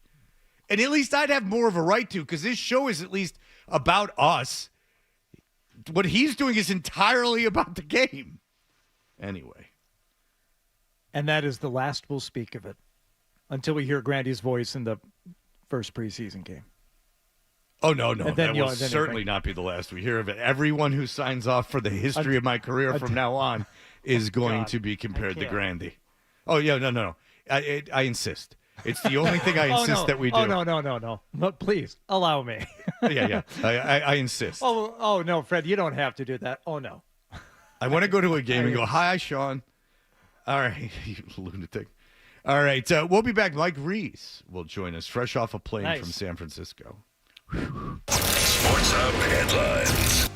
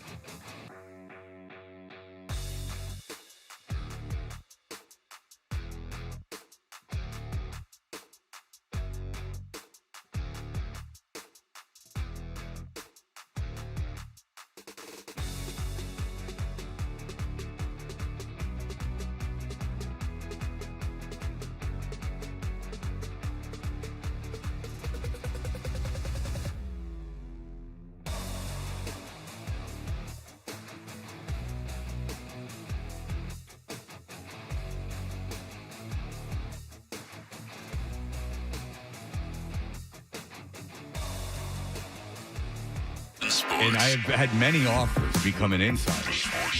Stops the right foot, takes the snap, stands in. Yet as he throws across the middle, intercepted by a leaping Warner from the midfield stripe to the 40 right, 35-30, 25-20, 15-10. He's going to carry to the 5, shoved by Gibson to the pylon. It's a touchdown, a pick 6 for Fred Warner. This is where the drums start beating. Hey, we're Toucher and Hardy, brought to you by FanDuel Sportsbook. Make every moment more with FanDuel. Mike Reiss is ESPN's NFL Nation reporter covering the Patriots. He's brought to you by DN Van Lines. Moving your home or business, you need a recommendation for someone. How about a recommendation from almost the entire staff here at the Sports Hub and the Sports Hub itself? Yes, they moved the station to dnvanlines.com. Mike joins us on the Volkswagen Dealers Expert Hotline. Mike, you're coming. You just got off a plane from San Francisco? What's up, Fred? Hey, Hardy. Hey, John. Hey, I Mike. am in the B terminal here at Logan Airport. Took the red eye. It was a little delayed. I was hoping to be back home talking to you, but going to get you here from the airport. So I apologize if you get some announcements in the background. No, I appreciate it. It's terrible. How dare you? Were you able to sleep on the flight at least? Definitely got a little sleep in there. Also at the airport there during the delay. I actually stayed on East Coast time. Those trips, guys, they're quick. So you go out Saturday morning, and then I was sleeping when, I don't know if you guys watch Alabama, Georgia, when Georgia scored their first touchdown at the start of the third quarter.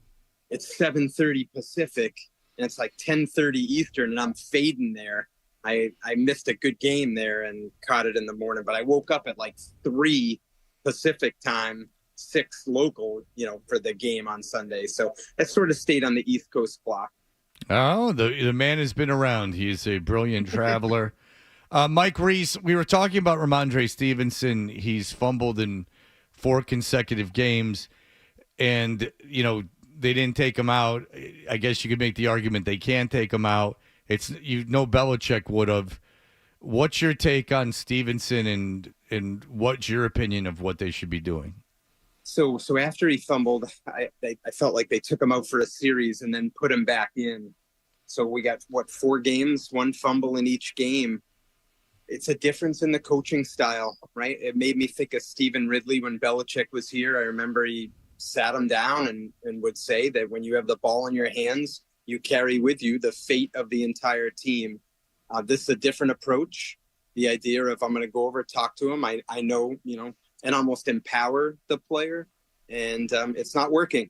So I think I asked Gerard Mayo after the game, specific more to the defense and some of the problems they're having. If the problems keep happening, do you need to take the player off the field so they no longer have the opportunity to make the mistake? And if I remember correctly, guys, he said, that's something he does have to consider. So we'll see if that changes going forward. Mike, how much of this is that Ramondre is their top offensive weapon, and to take him off the field for an extended period of time will really damage what they're trying to do? I don't think that's it, John, because I think he's damaging what they're trying to do by not holding onto the ball. So I don't look at it that way. And in fact, if you look at yesterday's game, I'd say Antonio Gibson probably played better than Ramondre in the game. So to me, that's not it as much as just a difference in coaching philosophy, on how to handle a player who's fumbling. All right. And you'll notice that Reiss and I had the same opinion. Go ahead, Hardy. But that's just it. You get it's a whole new game, and not just with the players, but the coaching, but the expectations of the team. So yes, while the MO before would have been to sit him down and to not play him anymore, they don't have that luxury. If he's the only guy who can provide offense, then what do you do? This is the way I put it earlier, Mike. He's not the reason why you lost that game yesterday, but Ramondre Stevenson is the reason why you won 1 game this year. So how do you sit that guy down? I think it's I get your point, and it's not it's fair. I think you still have Antonio Gibson, you have Jermichael Hasty, you have Kevin Harris on the practice squad, and I think when going back to when Bill Belichick was coach, when he made those decisions, sometimes you're making the decision. You are giving your team a lesser chance to win, but you're making a greater statement to help the bigger picture, if that makes sense. So it's balancing the short-term view, what gives us the best chance to win this game, but I also have to have a coaching philosophy. And I think Belichick used to use the terminology when it gets below the line. Like if you can't hold on to the ball, you are below the line. Yeah, you might be our best back, but if you can't hold on to the ball, I'm making a statement to you and the rest of the team that if this happens, I can't trust you to put you on the field. You mentioned the bigger picture, Mike. Let's focus on that for a second. On offense, let's focus on the bigger picture. They had 2 offensive linemen get hurt yesterday. Jacoby Brissett got sacked 6 more times. I saw a report from Ian Rappaport earlier in the day that, Drake May's not ready to play yet. They're not ready to put him on the field yet.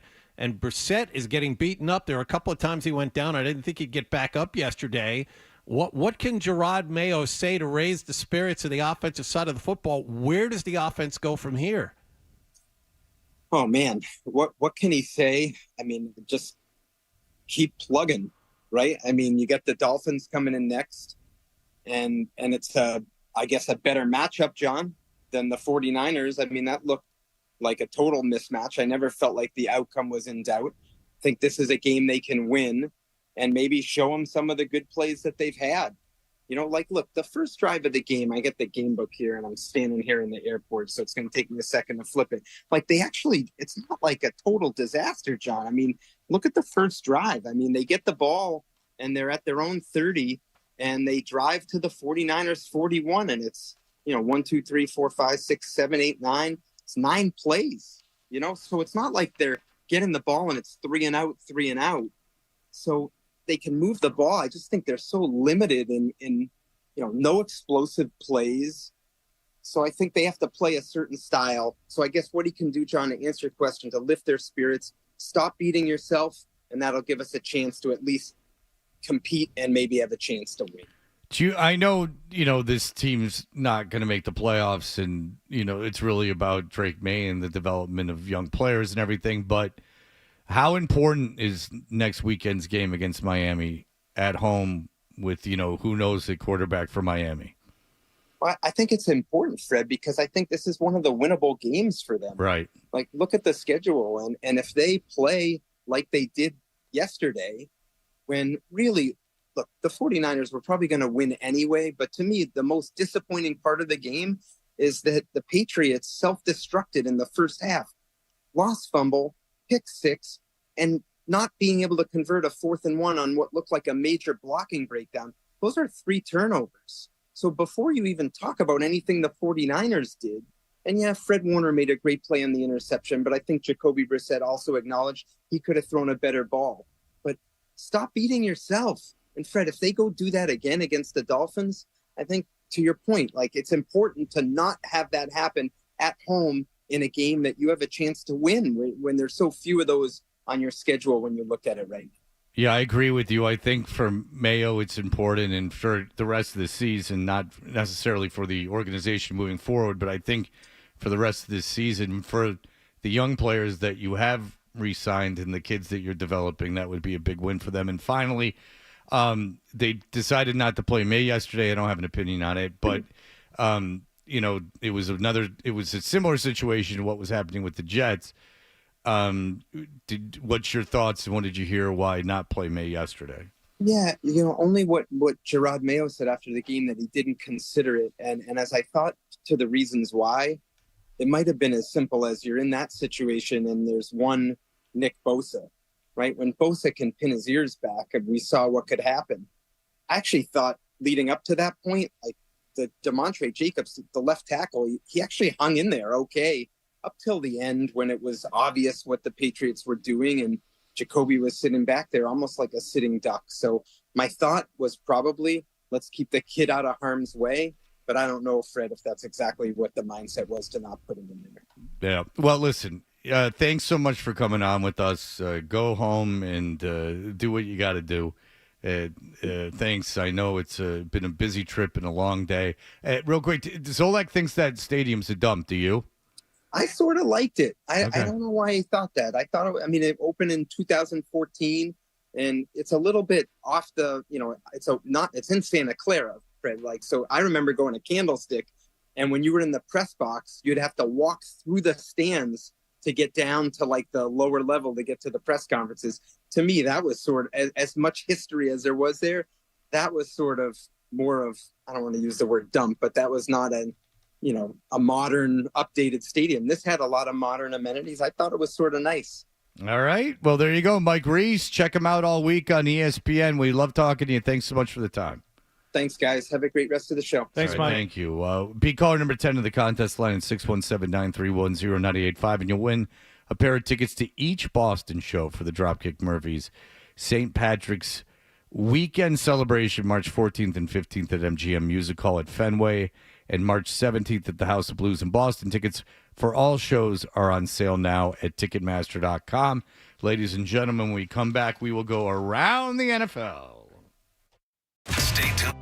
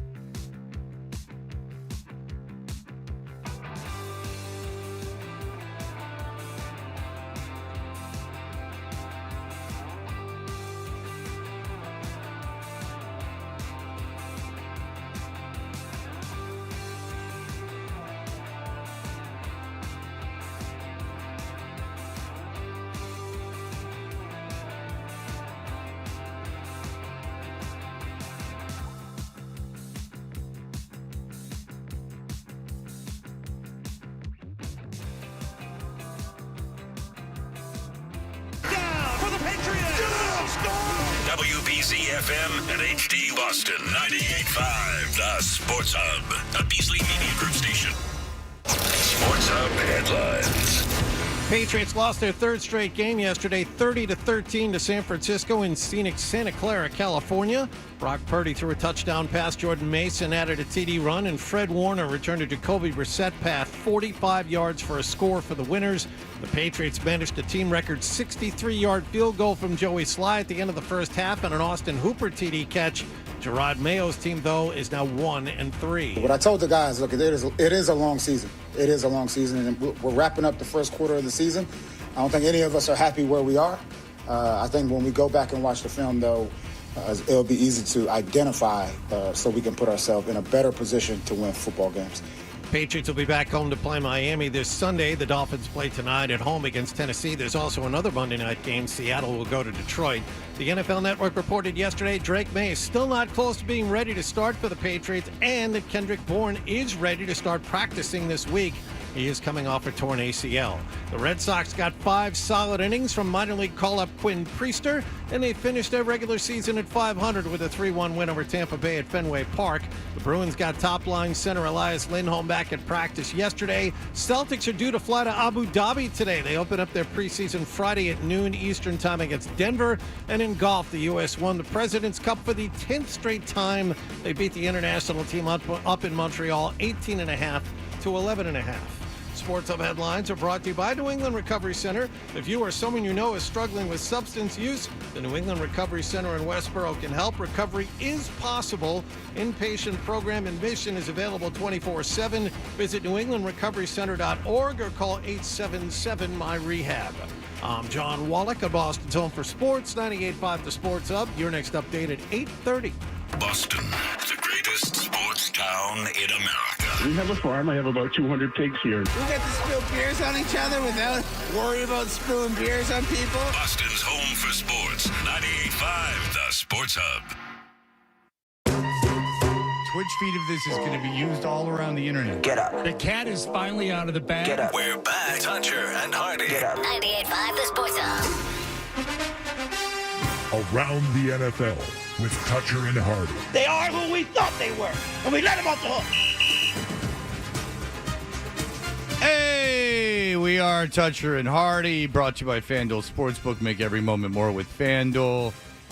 And you can watch us on YouTube. It's as simple as going to YouTube and searching 98.5 The Sports Hub. Hardy, a big slate of action in the NFL yesterday. Well, yes, and of course it was capped last night by the 3-0 Bills, who were in Baltimore to take on the Ravens, who had stumbled a bit.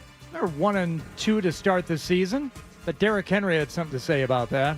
Jackson stands 5 yards deep. He'll give it to Henry. Right side, big hole. Henry across the 20. Oh, he's gone. Leg race 40. The Kings in midfield and rolling 40. 30. He could. 20. 10. 5. He will go all the way. Touchdown Ravens. And this house is going wild right out of the gates. By the way, he's still fast. Outrunning everybody. Because that was no joke. He didn't just bust through and there was no one in pursuit. There were people when he bust through that were even stride for stride with him, and he outran them. 7 years younger than him, trying to chase him. I'm watching him run. He's 30 years old. We've talked about this many times on the show. The expiration for running backs with that many touches, and think about all the times he ran in high school and all the times he ran in college for Alabama, he's got over 2,000 carries in the NFL. And he still gets to the right sideline and outsprints everyone. He's a freak. 6'2", 247. Yeah, I know. It's just I was really impressed at his age and punishment. I'm with John, that he was able to do that. And just so everyone keeps it in their pants about all these things, and week to week in the NFL, 2 weeks ago everyone thought the Ravens sucked and Derrick Henry was a bust. So just keep that in mind before everyone overreacts to a victory or a win in the NFL. 199 yards rushing last night. He's averaging 6 yards a carry through 4 games. Yes. Got 5 touchdowns. But he sucked, and the Ravens sucked, and they were 0-2, and oh my, and now they're 2-2.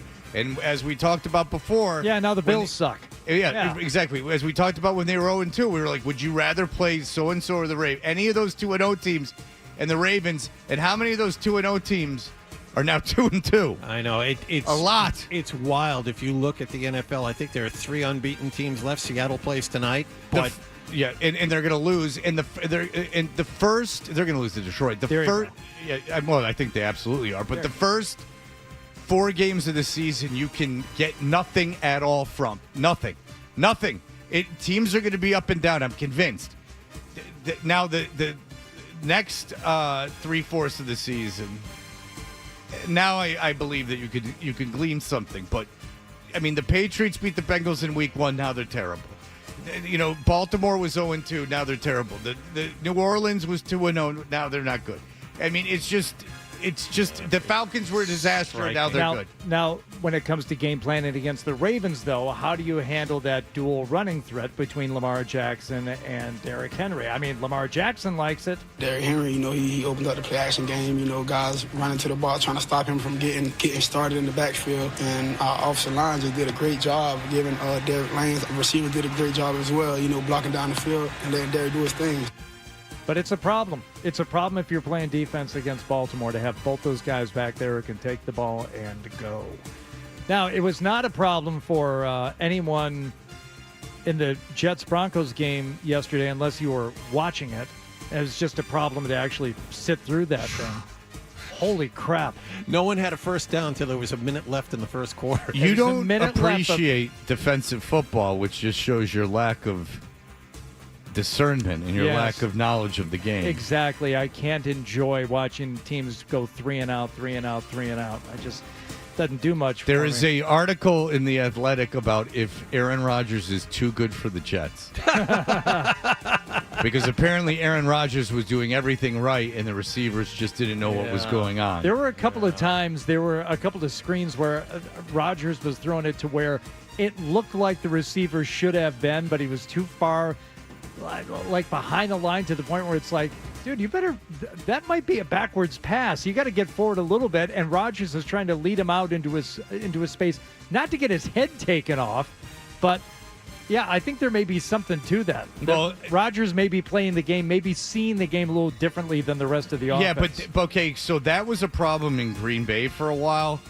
And Saleh said something about it. He said that, I don't even know if you have the audio of Rodgers, but Saleh said that cadence is a problem. So what if you never watched the Jets? Rodgers sits back in a shotgun. He takes about 15 seconds to look at the defense. He screws his cadence around. He moves guys around. And if you've never played with them, I imagine it. Well, I know because they're all saying it. It's very difficult. The Jets had like 7 false starts yesterday or something. They had 13 penalties last night. Yeah, the penalties though. There's some penalties like defensive penalties for a dirty hit or something that I think that teams are willing to take. And then there's lining up offsides or, Garrett Wilson does it all the time. But anyway, it's Saleh starting to say, this is a bit of a problem. And here's what Rodgers had to say about it. Yeah, so let me just set it up. So Saleh had said, cadence is a problem. The team's not on the same page. You can't really blame receivers for not being in the right place if Rodgers is changing a play 3 times while he's behind the line. The cadence specifically, Robert said that might be something you guys have to dial back a little bit. Is that something you think could potentially help the situation? It's one way to do it. The other way is hold them accountable. I mean, we haven't had an issue. We've had 1 false start. Morgan had 1 false start, I believe, until this. So it's been a weapon. We use it every day in practice. We don't, we rarely have a false start. And to have, 5 today, it seemed like 4 or 5. Yeah, it seems like an outlier. I don't know if we need to make mass changes based on, kind of an outlier game. Yeah, it's worked up until now. Yeah. It works in practice. It didn't work today, so now you want to dial the cadences back. How about everybody just do it like we've been doing it? Do it like we do it during the week. Do that in a game. But, all right, so here's the deal. I think the Jets are going to be much better at the end of the season than they are right now. This game didn't even really bother me. It was raining, and who cares? The Breece Hall, by the way, 10 carries, 4 yards. And they, they had 1st and goal at the 1. And they couldn't put it in because they insisted on not putting in Braden Allen, who's the bigger back, and they put Brady. We're going way into depth with this game, but nonetheless, I think that there will be a point where the team is more on the same page with Rodgers. You know who they play next? Yeah, they play Minnesota but they next. play him in London. Well, and Rodgers is the king of the Euro. Let's not move on until we hear the Jets radio call of the final field goal attempt. I didn't even watch it. From 50 to give the Jets the lead. 51 seconds to go. Out of the hold of Morstead. The snap. The placement down. The kick is on the way. It's got plenty of distance. And it is no good. It floated right. Heartbreak for the Jets as Zerline had it curve off to the right, and you can't hit from 50. The Broncos had it hooked on the field goal attempt before that, and then Zerline just blocked it. I don't know. It wasn't a knuckleball on the telecast. They called it a knuckleball. Nah. No, it wasn't a You can't kick a knuckleball. knuckleball 50 yards. Exactly. It's just it missed to the right. But if you're Zerline, you got to make that kick, and that's another thing. Is like they make that kick, they're 3-1, and I don't care. 50-yarders are the new 40-yarders. Yeah, Broncos had 186 yards of total offense, and they still won it. Yeah, Bo Nix had 60 yards He pass. was awful. Just like he's been for most of the season. Awful. Yeah, awful. He's not good. He didn't make any mistakes, really. But that's, again, this goes back to play Drake May. Bo Nix was a world beater during the preseason. World beater. And look at him. He's terrible. I mean, yeah, and look, the Jets are a terrible organization, but I don't think that they're a bad team. I just don't. I think this game was an outlier. I don't know. They looked really bad. And look, their defense looked great, though. Yeah. And against San Francisco, everyone said their defense sucked. So they looked bad yesterday. I mean, what team? What team in the NFL has looked consistently good every week? I don't know, Fred. You said it was raining, so you didn't care. I don't know. The first half, there was pouring rain. And you missed the Zerline field goal? I turned it off. You turned it off? Yeah, I can't watch that. You can't watch. No. Are you crazy? But Wallach, before you go making blanket statements, play Drake He doesn't May. like blankets. It's how people get him out of the house. They cover him and they take him out. All right, look at Bo Nix. On the counts, he's a bird. Bo Nix, he's terrible. What about Jaden Daniels and the Commanders in Arizona? Two wide receivers to the left. Here's the snap. Arizona breaks forward. Plenty of time for Jaden. Throws over to the middle, into the end zone. That is caught! Touchdown! Touchdown, Washington! Terry McLaurin, back-to-back weeks for a score in the fourth. 233 yards for Daniels. He also ran for a touchdown. 42-14 over the Cardinals. There's going to be a lot of talk about. Look at what the Commanders are doing with Jaden Daniels. They've run off 3 wins in a row. And Daniels, the 4th quarterback in the Super Bowl era to run for 4 touchdowns in his first 4 games, along with Cam Newton, Robert Griffin III, and someone else who we're going to get to, Anthony Richardson. And by the way, Jaden Daniels is older, played way more games than Drake May. It's not the same thing. And if you think the Commanders are making the playoffs, I got a bridge to sell you. The last time they were over 500 was 2016.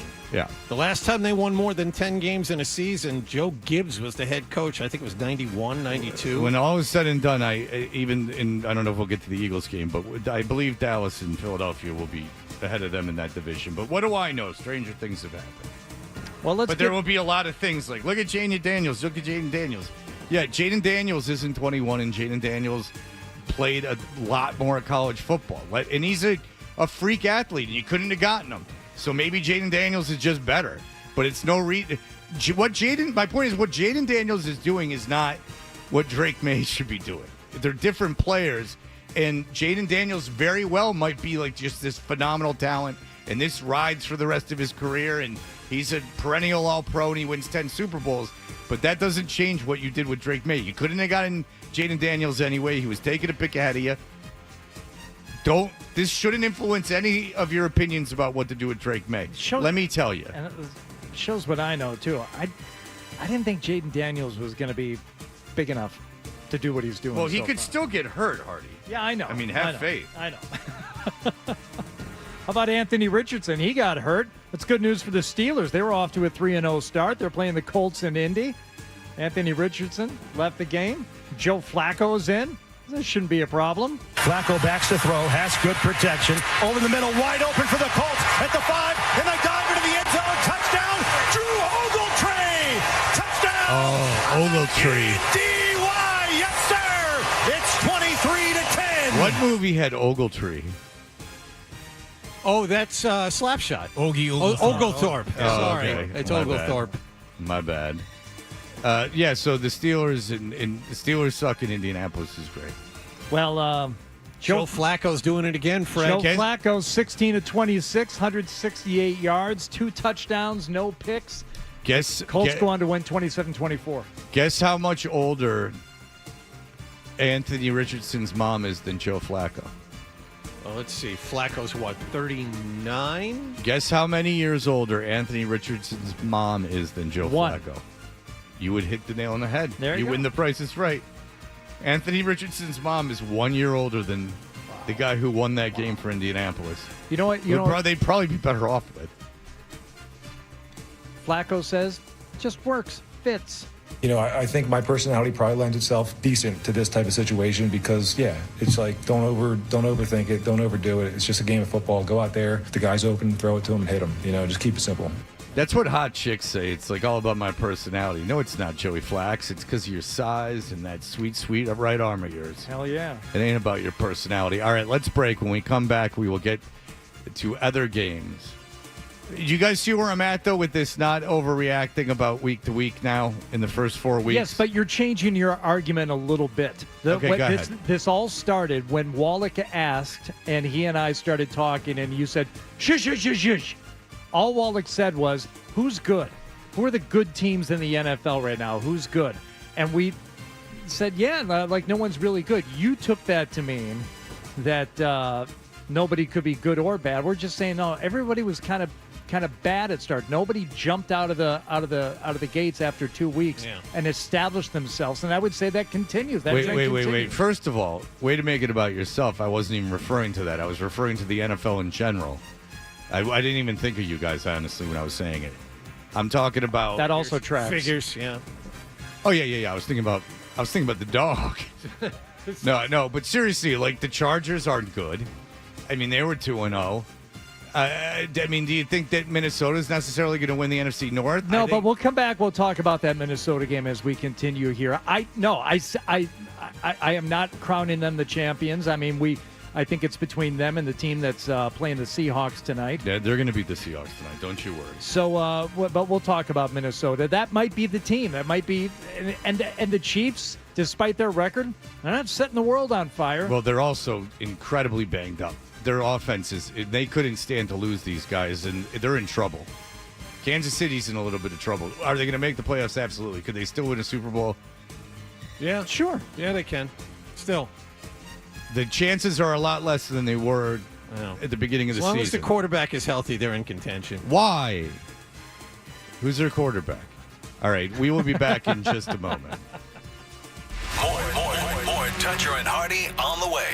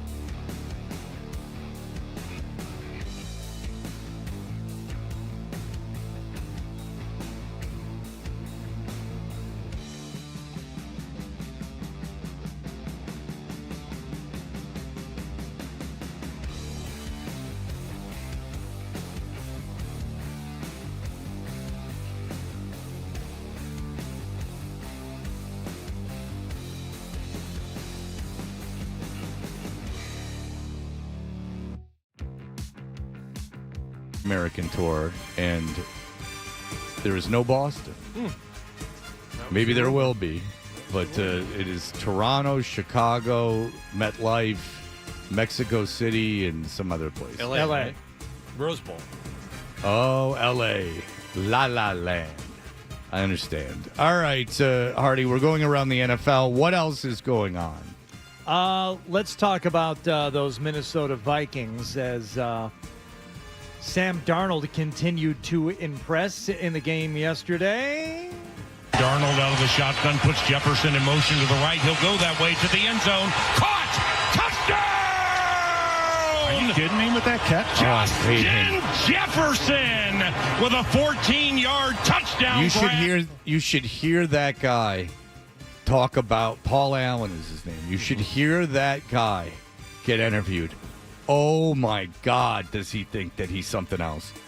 You know, and the thing is, I appreciate it when I'm in the chapel at the arena, you know, or at the stadium with the fellas. Like, get out of here, big religious chapel. Jefferson with a 14-yard touchdown grab, and the Minnesota Vikings lead the Green Bay Packers at Lambeau Field 27-0. It would not stay that way, though, as the Packers did make a bit of a push there. But that was it for Minnesota to continue, like I said, impressing everyone. 31-29, they held on to win. Jordan Addison also scored twice. 28-point early lead, but had to hang on for the 2-point victory. So Sam Darnold leads the NFL in passer rating. 11 touchdowns, 3 interceptions, completing almost 70% of his passes. Minnesota is one of the best defenses in the NFL. They're one of 3 undefeated teams. We were talking before the break about what team's good, what team's not. It's still early. Minnesota is unquestionably the best team in the National Football League right now. Because their defense is insane, and Kevin O'Connell, their coach, said good quarterbacks don't ruin franchises. Franchises ruin quarterbacks. And I think he's absolutely right. Sam Darnold had been with lousy organizations, and now he's with the guy who can actually coach, and he has some people to throw to, and look at him. He always had talent. I'm not going to go into it again, but he always had talent. I used to be mocked by saying that. When I said that, everyone mocked me because they would just pick up on the obvious, like he was seeing ghosts, which is unfair to the kid that they had. He wouldn't even know he was mic'd up. He didn't even know there was a microphone there. And then he says something on the sidelines, and everyone jumps on him. But I recall sitting in this very room and having people, not this year, but sitting in this very room and having. I said, "What do you know?" Everyone that watches him says he's good, and now he is. So know who you're listening to. Minnesota number 2 in the NFL against the run, and in the top 5 scoring defense. Yeah, their defense is insane. Their defense is why they're winning. It's just, but Sam Darnold's played very, very well. And now they have the Jets in London and then the Lions back to back. Yeah, that's a big game against the Lions for them. That's a big game for the Lions. That is going to, if they beat the Lions, then they probably will win the North. I would think. Fred, you spent a lot of time in Atlanta. That is a real rivalry between the Atlanta Falcons and the New Orleans Saints. It is. It's not often you get to see 2 groups of NFL fans that have carried the hatred on for years and years. But did you find it palpable when you were in Atlanta? Yeah, I mean, seriously, the Saints and Falcons, that's their big rivalry. It's the only game anyone cared about in Atlanta. Yeah. Well, so, and a bunch of Saints fans would come in, and there would be nice fights. And then people would wear literal Steve Harvey suits because Steve Harvey had his own brand of suits. And people would come straight from church. So women would have massive hats on, and men would be wearing, I don't know, 6, 7, 8 button suits, like across the breast. The Steve Harvey Kings of Comedy, very long. So there almost would be David Byrne looking suit. A lot of guys with canary yellow 5-button suits with matching fedoras, and women with gigantic hats walking around. Sharp. Nice. Oh, yeah, very sharp. Coming right from the Baptist churches of around the area. I like it. Well, there was a late pass interference, so Young Ho Koo had a chance to win it. Oh, just because he gets around doesn't mean he's necessarily that. They had a chance to win it for the home team in Atlanta. A 58-yard try to win the game with 7 seconds left. Pinion to hold, McCullough to snap. Snap spot. Kick from Koo is away, and it is good! 58, and the money shot for Younghoe Koo. Is that what you say? I don't think that's right. I'm not thinking that's the correct way to say it. You know what he was doing before that? He was on Brazzers. Yeah. Both of those guys. Must be nice to have a guy make field goal to win a game. Yeah. No offensive touchdowns for the Falcons in that 26-24 win. Yeah, that's good. Yeah, but you get a guy hitting a 58-yard field goal. It'd be nice if you could hit a 50-yard field goal. You get your defense to get you, a pick six. I think they had a fumble recovery on a muffed punt and ran that one in. And, you get it done different ways. Yeah. There you go. Got a good kicker. Matthew Judon, 1 tackle. Look, none of these guys in free agency or trades are doing anything. Matthew Judon, 3 tackles. What's Kyle Van Noy doing? Oh, you know what? Dominating the internet. He's on the Ravens now, right? Yeah. So he won last night. All right, good. Yeah. I can look at what Kyle Van Noy did if you guys really want me to. Sure. I would think you would want to. I would think you would have Google alerts to find out what Kyle Van Noy was doing. No, I find him distasteful. Oh. Kyle Van Noy had 2 tackles. Oh, wow, and 2 sacks. 2 sacks last night. Yeah. Oh, suck on that. He had 2 sacks last night. My bad. And 3 QB hits. So Kyle Van Noy effective yesterday. Ravens Nation. And 2 podcasts and 3 radio phone-ins today. He's a and busy 3 guy. listeners. Don't forget about what was it? Cheap Eats with a Z. What was that YouTube series he had? I don't know, John, but it didn't last long. But you know what? He was supporting the restaurants and local businesses in my town, and I appreciate it. Yeah, by eating for free.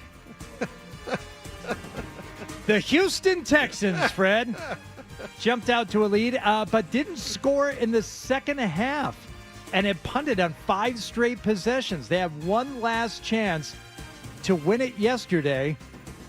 What happened? Offset eye, CJ rolls out to the right, throws to the end zone, hits Dory, and the Texans score. They lead. CJ Stroud to Dory and Boale, who's had a huge game, puts the Texans on top. And indeed, they won 24. He had 47 yards. 24-20, avoiding the upset over Jacksonville there in Houston yesterday. By the way, I think Jacksonville might be in some trouble. Yeah.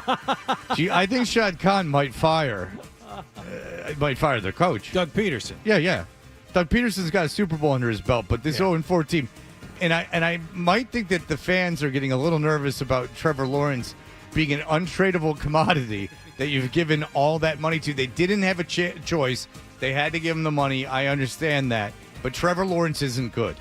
And it's not like he doesn't have weapons, and it's not like he doesn't it's not like there's not an offensive mind in that building. Trevor Lawrence just isn't good. He's just not a good quarterback. By the way, Houston's not good either. Houston's 3-1. They've given up more points than they've scored this year. The scoring differential, they're minus 15. A lot of people had them. 3-1. Yeah, some people had them going to the Super Bowl, and some people had them not making the playoffs. They were a very divisive team. A lot of people with different thoughts about them. We'll see about Houston, but I don't. Has anyone ever made the playoffs going 0-4?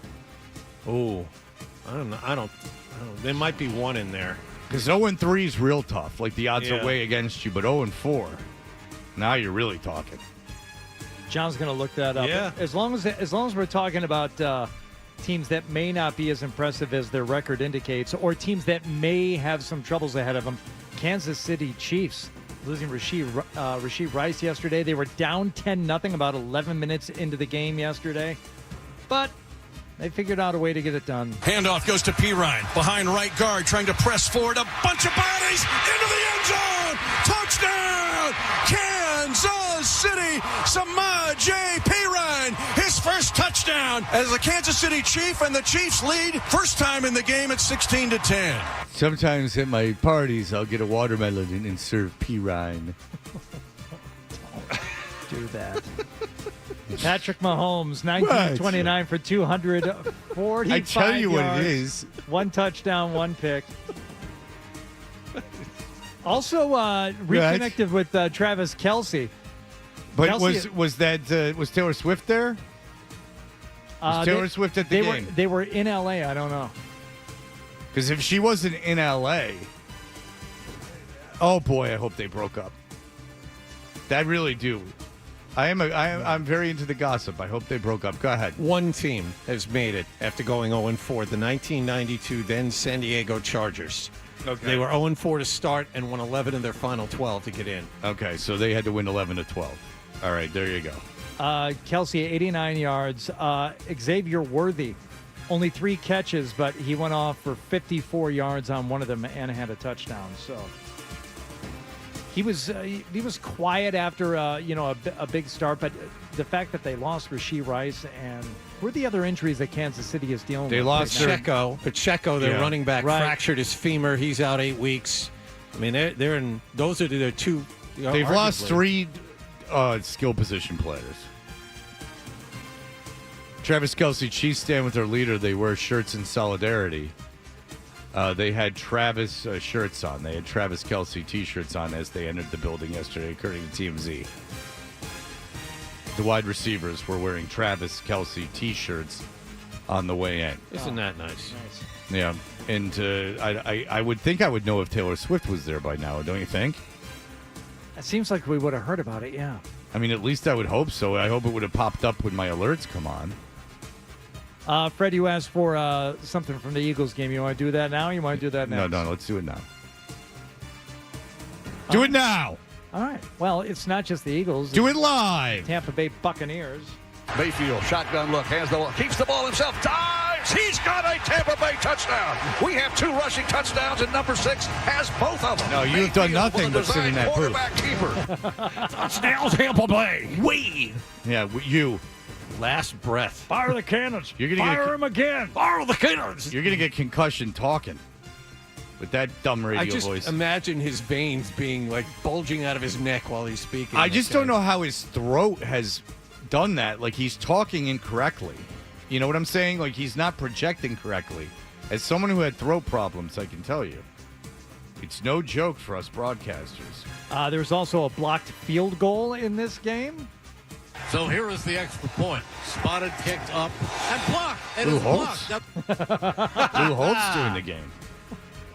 So here is the extra point. Spotted, kicked up, and blocked. It is blocked. Now the Eagles after it, picking it up and running with the football and coming down the sideline, staying in and going the distance is Keely Ringo. That's 2 points. Rodgers blocked it. Ringo recovered it. Mike, I think that's a first for the Eagles. That's a bit of an Adolfo makes the call there at the beginning of it. Did he say blocked it? He picked up the football. He's running with the football. Didn't he say? So here is the extra point. Spotted, kicked up, and blocked. It is blocked. Now the Eagles after it, picking it up and running with the football and coming down the sideline, staying in. Is that the Eagles play-by-play guy? Yes, that's Merrill Reese. Yes. How old is he? He's in his 70s. He's been there forever. Does he sign off every year by weeping and saying how it's going to be on his tombstone? Wow. I don't know. All right. Very good. What a week it was in the NFL, and I look forward to 6 days of overreactions and everything else. I look forward to tonight's games. I mean, the Tennessee-Miami will be interesting to see what the quarterback situation is like with the Dolphins. And then, of course, wonder how long I'll make it through the Lions-Seahawks tonight. What time does that start? 8:15. Yeah, they're doing it right. 7:30 and 8:15 like they did a couple weeks If you're ago. a fan of the team, you'd make it through the game. All 3 of us have long days today. We'll see. Yeah. John and I are going to be at the Bruins Media Day. They're practicing at 11:30, and then at the Garden, and then we will be sequestered in a room in the back of the arena, and hopefully we have 4 people we'll be talking to. John is prepared meticulously. Yes. I just let it shoot from the hip, if you know what I'm saying. So, yeah, hockey player, huh? What are you, Canadian? Like, what do you think? You're better than me? All right. We will be back. Someone sent me something that applies to Hardy that I do want I want to make him aware of. Someone know emailed about it this? to me. No, you don't. Oh. It's not anything you did. It just applies to you. It's something that you like doing. All right. Does it have to do with flashlights? No. But it has to do something he's expressed that he enjoys doing on the air, and it doesn't have anything to do with women or sex. Huh. So we will be back. Here are the headlines.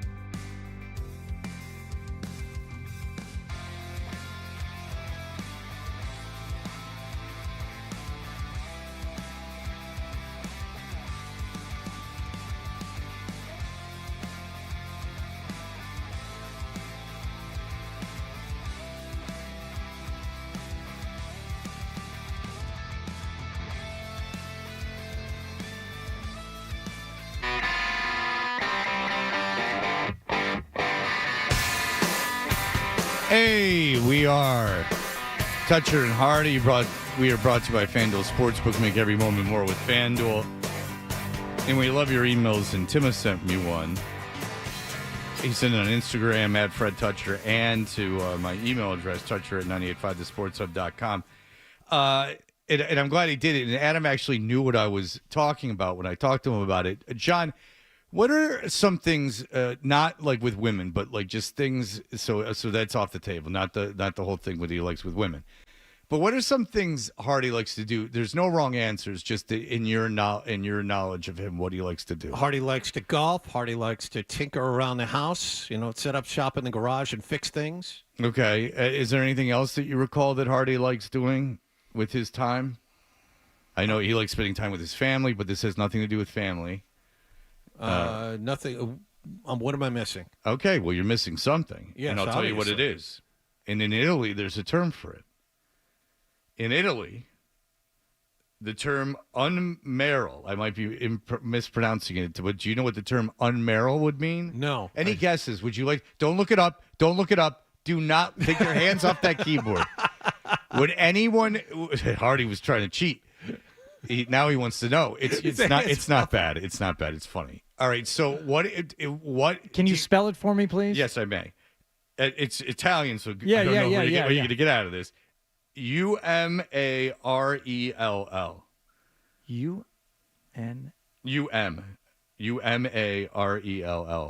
You won't delineate what it is from that. Emaro. He like to emaro. No, it's a term like it's like for someone, like they're referring to the person as amaro. Okay. Grumpy? Very judgmental. No. Grumpy? It's about something they like to do, but I'll tell you this. Watch British rom-coms. It's about watching something. Tape Jeopardy episodes. See, now you're getting into more of what it would be, but in Italy, the term amaro, my bad if I'm mispronouncing it, refers to an older man, typically retired, who spends his time watching construction sites, often with his hands behind his back. These men offer unsolicited advice or comments, though they're not actively involved in the work. Follow construction workers around.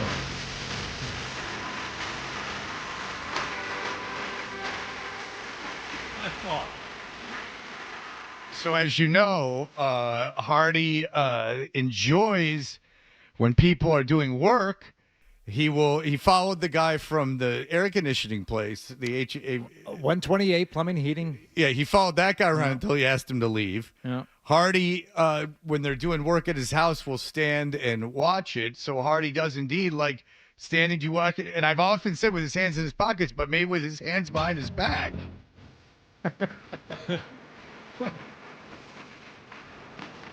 Is there anything wrong with appreciating the artistry and the craftsmanship? I guess in Italy it's a whole thing because that is a row of gentlemen all with their hands behind their backs watching construction. I get what they're doing. They're just watching those guys put some pavers down and do some curbing. Yeah, I'd stand there and watch that too. Yeah, you watch American History X a lot, don't you, with that curbing? So now is that something? In all honesty, like if you won the lottery or something, and you could play golf, but you had other things that you would want to do. Would you, if you were driving by a construction site, like aside from like the noise and some of the the dust and stuff, two of my happiest times in my life have been when they were doing construction across the street from my home. One of them was an absolute godsend because my friend Liam and his brother Matt were building side-by-side condos across the street from us in Rossi. And not only did I get to watch them, I got to walk over onto the job site. I got to, take a look at the excavator, got to poke around a little bit, see what they were doing.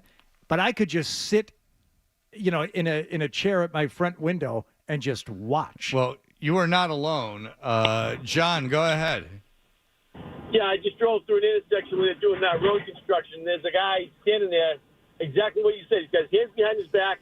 He's nodding his head, pointing at stuff, and they're just like, they just want the guy. You can look at the guy's face. They just want him to get away. It's hilarious. Oh, I can't believe that they want him away. I can't believe they'd want him away. So now, if you don't know the guys who are doing the construction that's across the street from your house, I get to know them. Will you peer through the window?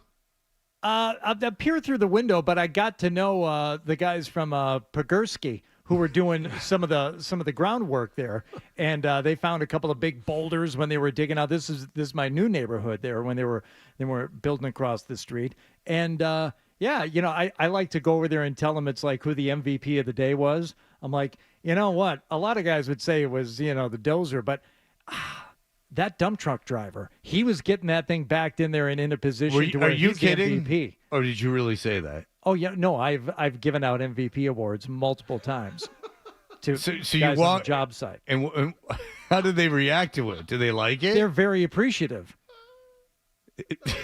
How long do you have to watch it to decide who the MVP is? Not more than a couple hours. Have you really watched the construction site? Have you really watched the construction site for a couple hours? You haven't. There's no way. Over the course of a few days, I'm sure I watched multiple hours. Sure.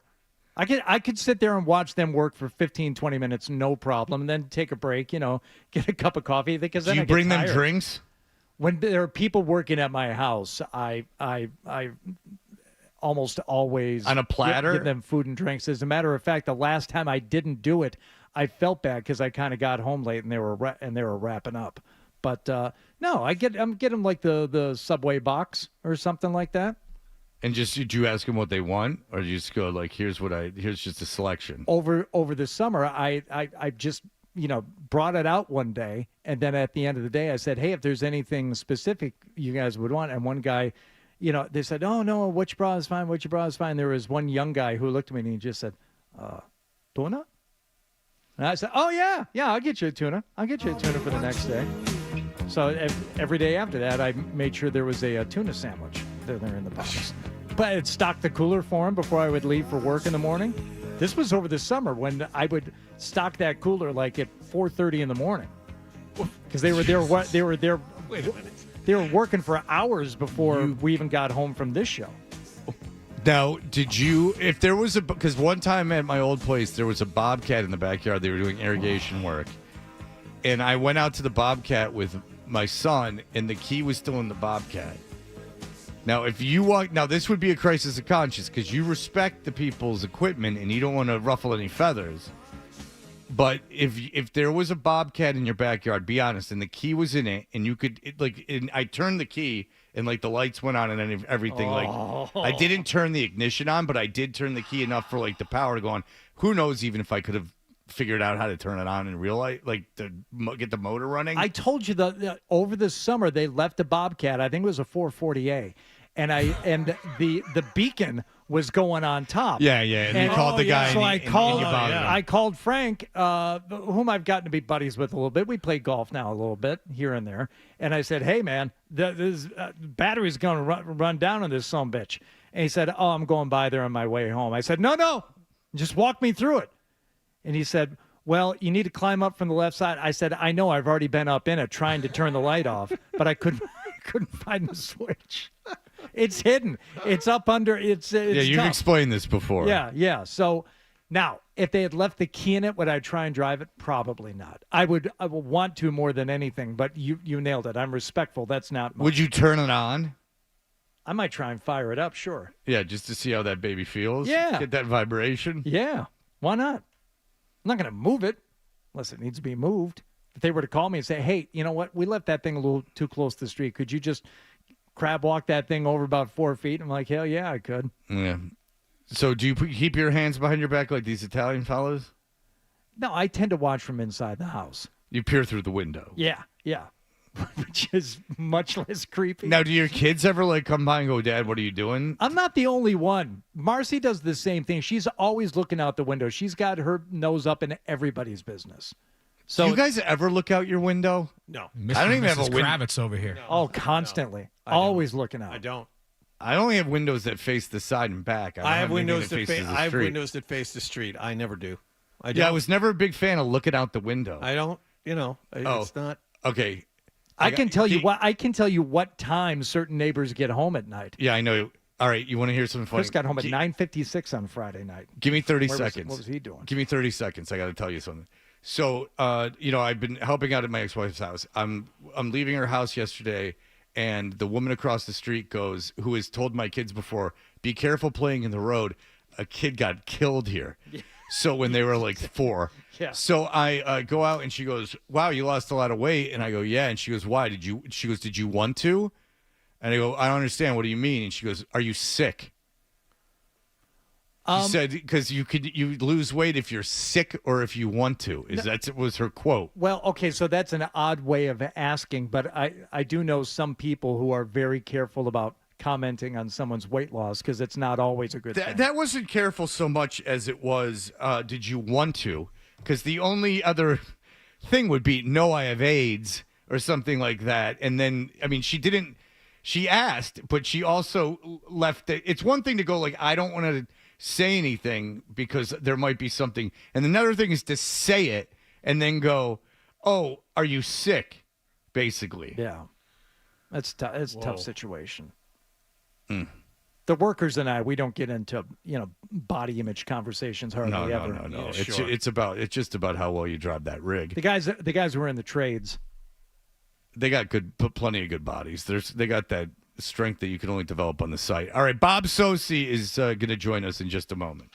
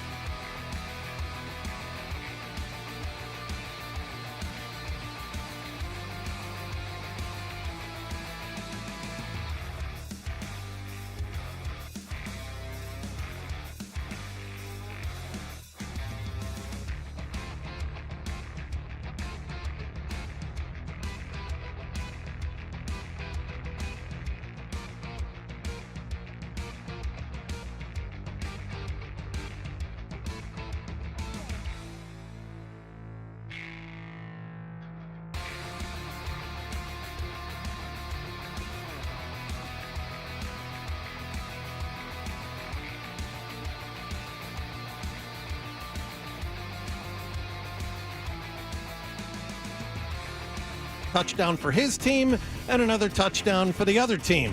The one highlight of the afternoon came from Patriots kicker Joey Sly. He made a franchise record 63-yard field goal on the final play of the first half. They know my line, plus or minus a couple yards. Obviously, I've shown them that I have an ability to hit that distance. So at the end of the day, I'm just kind of looking on the sideline, seeing if Mayo's going to give the field goal signal. Jordan Mason ran for 123 yards and a score for the 49ers. Patriots are back home to play Miami this Sunday. The Dolphins are 1-2. They will host Tennessee tonight. Also, the NFL Network reported yesterday Drake May is still not close to being ready to play, and that Kendrick Bourne is set to start practicing this week as he comes back from a torn ACL. In baseball news, the Red Sox ended their season at .500. They beat Tampa Bay 3-1 at Fenway Park. Quinn Priester allowed a run in 5 innings in his Sox debut. The Bruins had top-line center Elias Lindholm back at practice yesterday for the first time in a couple of weeks. They'll continue their preseason at home tomorrow night against Philadelphia. And in golf, the U.S. won the President's Cup for the 10th straight time. They beat the international team 18.5 to 11.5 up in Montreal. Sports Hub headlines are brought to you by PayBlocks. Need fast, secure payment solutions for your business?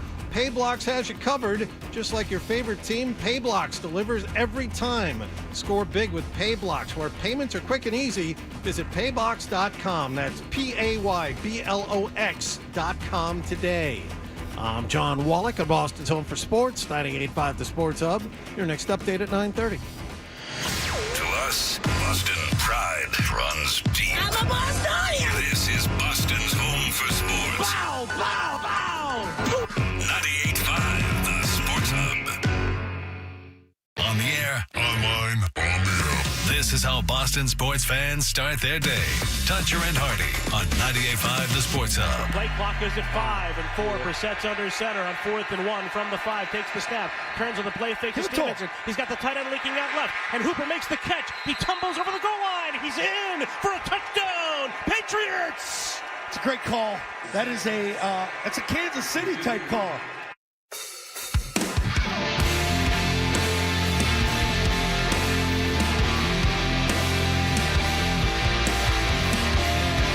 Hey, we're Toucher and Hardy, brought to you by FanDuel Sportsbook. Make every moment more with FanDuel. I just chewed ice, so I apologize for my tongue. You can watch us on YouTube. Go to youtube.com, and those videos are up all day. The photo of us, you guys look fine. Hardy looks the best out of the three of us. And maybe he always does. But I look terrible, and Wallach could have had a better picture, too. Those were bad pictures they took of us. Okay. I don't think those were professional photographers, to be honest with you. I don't know. Probably not. Probably. You mean the ones they took over in this studio? I might just have a guy take pictures, a man or a woman, so a person come out and have them take a picture of me and just go, here's my picture. Like, I'll pay for the professional photographer. You should try that AI thing. Oh, it's a good idea. What's that?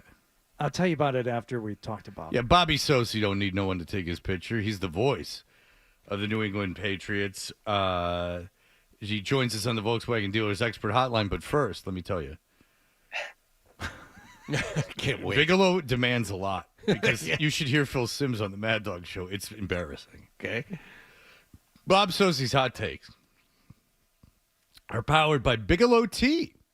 If you want to know what keeps Bob's voice in peak condition, it's his hot cup of Bigelow Tea. Hot takes and hot tea, Bigelow Tea. Grab a mug and tea proudly. What's up, Mr. Sos? Hey, good morning, Fred. Bigelow tea is the perfect remedy for that numbness you get when you have a cup of ice. It's like a speedball. Going on ice. Yeah. Icy hot, a little Bigelow tea with some honey maybe. Yeah, it's like a speedball, like heroin and cocaine. Yeah, it's a yuppie speedball. Yeah, you put ice in your mouth, and then you quickly drink a hot Bigelow tea, and then you just come out normal. It just all ends up even in the end. Oh, that's a good advice, Bobby. How was the trip back from San Francisco? Everything okay? Everything went smoothly? Yeah, we got as smoothly as it could after the game, and given the duration of the flight, we got off at a reasonable amount of time. We got home and got in safely. So I came in at 4:30 this morning, walked through the front door, I got a little bit of sleep on the plane, a little bit of sleep, a nap in before I had to do my round of drop off this morning. So it's good to be with you guys. Yeah, I appreciate you coming on after all that. And Bob, okay, we were talking about this. We talked about it a little bit with Reiss. Ramondre Stevenson's fumbled in 4 games. I think the reason I find it interesting is just Belichick would have benched him. Mayo, I guess, had him sit out a series, and was asked about it after the game, and he said he was thinking about like what to do. What do you think? Like, can they not afford to take Ramondre Stevenson out of a game? Would they suffer so much? But with it, I guess I'm leading you. But do you think that it would be worth it to take him out of a game? I guess. Well, yesterday in the game, and I'm kind of caught in between. Again, my cop out. I brought up a game in 2013, my first season. Patriots played Denver, and there were 3 consecutive series, I think, but there were definitely 3 series early in that game where Patriots running backs all fumbled. And one of them was recovered for a touchdown run back, I think, by Von Miller. And the other fumbles led to scores, and the Pats found themselves behind 24-0. So Belichick benched Stephen Ridley, and then he benched Shane Vereen, and then he benched LeGarrette Blount, and it was Brandon Bolden who played for the most part in that game. And I said yesterday on the air that I thought one of the problems they have in dealing with Stevenson in that manner is just the lack of depth at that position. I do like what Antonio Gibson gives them, but I think so much of the game plan, so much of really any opportunity for them to have success against the opposition revolves around getting Ramondre Stevenson going in the running game. And so much of the running yards that he accumulates, he makes on his own. I think he's 3rd in the league, or at least he was yesterday, going into the game in terms of yards after contact. So I think you're kind of caught in between because you're doing a disservice to your team in one sense by keeping him out there when he's continuing to fumble. But then when you take him off the field, the question arises, are you doing a disservice to your team's chances to win by not having him in there because he is such a central part of your game plan, a week in, week out? Yeah, and I would say a couple of things, Bob. Number one, a lot of that contact you're talking about is happening behind the line of scrimmage because of what the offense is doing. It's not like he's gaining a yard or two, on all these runs and then breaking through. No, he's actually doing more work than most.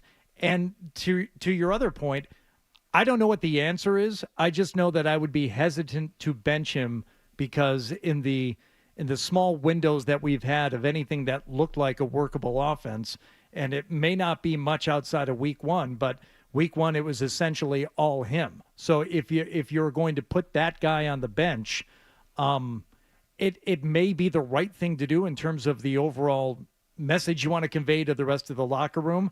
But I think it's also, telling the guys in the locker room, now we have even less chance to win. Even though that guy is coughing up the football, he's been one of the few things we've been able to rely on. Yeah, and I wouldn't have fault with Gerard if he does bench Ramondre Stevenson the next time he coughs it up. And it's not a problem that can't be solved. I mean, guys have done it in the past. Kevin Falk is a famous example here in New England, had a great career after early fumbling issues. Tiki Barber had problems in New York before he eventually got over those. The Patriots had this problem with Ramondre 2 years ago. Remember, he fumbled late in that Cincinnati game. I think he had 4 fumbles that season, and now he's fumbled in 4 straight games. And yesterday I thought was especially inexcusable, given the problems he's had, but also just the manner of that play. It wasn't like the ball was punched out or he took a huge hit, or maybe he turned and a defender was there that he didn't expect to be there. That's just a guy who's coming past the line of scrimmage and kind of reaches out and rakes at the football, and it came loose. And that play was inexcusable. Yeah, well, I could argue that anything that Ramondre Stevenson has done outside of game 1 is negated. I'd rather just not have him play than fumble. Sure. I mean, that you could make that argument. All right, anyway. Yeah, absolutely. Mayo is learning his way, and they punted on 4th and 3 from the 49ers 41. That's usually a place where teams nowadays go for it. And then he punted on a 4th and 1. He punted on a 4th and 1 and lost to Seattle. Do you think that you're on the road, you're at San Francisco? Are these the situations that you should be going for it on 4th down? Fred, I thought, and I think I said this right before the punt team came off the sideline on that first drive. I thought that was a situation where, again, knowing you cannot play from behind against San Francisco on the road, the state of your team, For the Patriots, the game plan is predicated on getting out front and then trying to limit possessions, relying on the running game. They're not a team that's built to come from behind, especially against a quality opponent. So I thought that would have been a situation where he would have had every right in my mind, every reason to go for it, and they did not. And you mentioned the other 4th and 1 in the Seattle game. I'll tell you one of the things, too, I think that should be a learning experience, and I assume it will be. There was the 4th and 1 that they did go for it, where the play got stuffed, and they go to the line of scrimmage before calling timeout. And, there's a little hocus pocus. You line up like you're going to do the quarterback sneak, and then you line up like you're going to do the tush push, and then you call timeout. Well, as Zoe said, and I think he said this, certainly at the time he questioned it, and he might have made the point off air. Look, by doing that now, you've given the Niners an opportunity to adjust and put personnel on the field suited to stopping you in that situation. It's 4th and 1. Get to the line of scrimmage. You're going to go for it. Call the play, run the play against that personnel. You had a situation there where personnel-wise, it was probably a favorable matchup for you. But by, again, trying to, play a little bit of cat and mouse, you cost yourself a situation where you used a timeout, you allowed them to substitute, and then you didn't get the first down. All right, so May didn't play in this game. It was similar to what was going on in the Jets game when they did put him in. I actually don't have an opinion on this at all, but I was wondering your thoughts on did you think they were going to put him in and why you think they didn't? Yeah, I did think they were going to put him in. We were talking a lot about it right before the half ended, the first half. And, I thought that there was a good chance we might see him just because of the dysfunction of the offense. And I think the thing is that, you're expecting Jacoby Brissett to protect the football. I mean, that's the one thing more than anything. Provide the leadership, which he has done. He's shown the toughness. Make good decisions, though. Protect the football and give your team at least a chance to hang around. And, the interception to Warner was one thing, but there were some other plays there, too. And I know he was under pressure, especially the pressure intensified later in the game. But I thought we might see Drake May. And my thoughts shift all over. Last week, I was adamant May should not play in that game against the Jets. And yesterday, I was thinking May should probably come into this game. And I think they're in a situation now, Fred, where, and we talked about this as the game progressed yesterday, you really have 2/3 of your team, which thus far has been more than competent. And in most cases, it's been good. And I thought the defense hung in there, especially considering the losses they're sustaining with the injuries. And the situations they were put in, a fumble on the 30, and then giving up an offensive score or a defensive touchdown for San Francisco. I thought the defense hung in there, all things considered. They gave us some big plays, but I think that they're still a quality unit. Special teams is vastly improved this year. And I know the offensive line is still a mess for them. And it's an issue, whether it's Drake May back there or Jacoby Brissett. But you do have to wonder at what point does the rest of the team get discouraged when the offense just can't muster a drive? And even with the touchdown yesterday, they're gifted that because of, it's a good play by the Patriots kick coverage team, but nonetheless, I mean, it's a drive where they get the ball deep in San Francisco territory. All right, I just got to say this real quick. Scott says to ask how Capello was doing. Archer Zone's going to fill everybody in who stays tuned to 98.5 between the hours of 10 and 2. But Capello decided, for whatever reason, to go for a hike with Dennis Knutson, our chief engineer and adventurer, and our parabolic engineers, Mike Perry and Tyler Knutson. They went to explore the Redwoods, and Mark Capello decided to go with them. And I was down. I went in the other direction. I went to Napa, but Mike and I rented cars from the same location, same company. And we were talking. He told me Capello was going to go on this hike, and I said, "Is he going to wear his penny loafers and his sweater vest?" I know. Never worn sneakers. I've known him 20 years ever.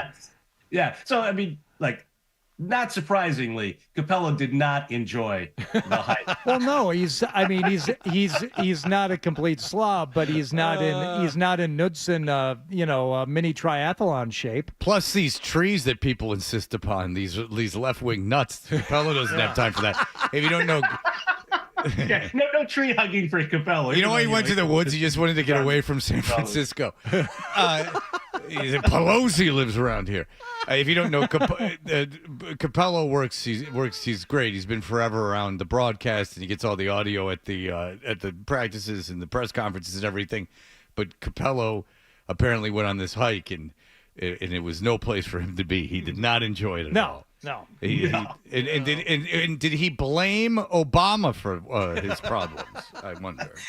No, in fairness and credit to Capello, because he took full responsibility. He said he knew as soon as he got out there he had made a mistake, that his brain was telling him you should have gone to the pool and lounged around. I think Zoe spent the day at the pool eating as well and watching college football. So Capello recognized his mistakes. He at least in this case understood his shortcomings. All right, and you went to Napa. Did you do any tastings or anything of that nature?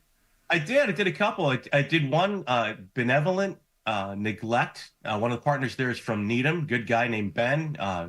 Very good wines, and I'm not an enophile. I've got a very unsophisticated palate. And then I went to Vermeil Wines, Dick Vermeil's winery. Vermeil's vineyards are in Calistoga. He actually grew up on the farm. His great grandfather came from France, and Vermeil is a guy that's been in the wine industry for a long, long time, a lot longer than other athletes and celebrities whose names appear on labels. It's a good wine, but the people there were great. They treated me very well. Really enjoyed that experience. You got to go next time to Delgado. They call it Del Blotto because at the tastings they fill your wine glass to the top, and you'll walk out of there having 6, 7, 8, 9, 10 glasses of wine during it. The owner's around there. All right, I will check it out next time I get back there. I do want to go back there, though. Yeah. If you like faucets that are gold cherubs urinating on your hands, that's the place for you. It's very classy. That's hot. Very classy. All right, Bobby, not much to talk about with the game, so thank you for coming on. We appreciate it. Thank you, guys. All right, appreciate it. All right, there you have it. Until May comes in, they got to beat Miami. They got to beat Miami, or then they got to play May. Right. They beat Miami next week, and then we've got something to talk about for a week, and then according to Rappaport, May is not close to getting married. May is not close. I don't know why you don't have a veteran backup. I think I might have been right about this whole thing. No, I think you are right about this. Because if he's not ready to play, then you got to have someone to come in if Brissett's struggling. If you're like not that. ready to play, you put this kid Milton on the practice squad. You deactivate May, and you get someone who knows what they're doing. Right, I don't even know if it's a question of Brissett struggling as much as it is injury. If Brissett gets injured, that's no. But that was my point before. This is now in addition to that. Now I always said it didn't make any sense logically if you weren't starting May to have him be the backup because then he would just come in if he got hurt. And no one's giving me an argument. They're not like wrong arguments, but they just aren't logical arguments. Like there's no logic to that. But now my thing is if your team is going to play this whole season and Brissett's struggling like he was yesterday, you got to have someone that you can put in. That was Ian's point when he made that report yesterday. It's going to take an injury for the Patriots to make a change at quarterback at this point. Which is ridiculous because then you can't prepare him properly. I know. Like, why would you do that? It's worse. It's worse if he comes in that situation than if you just start him. Because at least if you start him, he's a week of first team reps and everything, but he's getting 30% of the first team reps. It's not the same, and you know it. Kid's 21 years old. Kid's played 5 college football games, and now you're going to put him in against the Jets. 5. Yeah, I mean, seriously. Comparatively, compared to the... He hasn't played since high school. Considering the 60... No, and he was hurt for 1 year. Yeah. No, compared to the 66 that Bo Nix played, Bo Nix is collecting Social Security. All right, we'll be back with our award-winning email break in just a minute.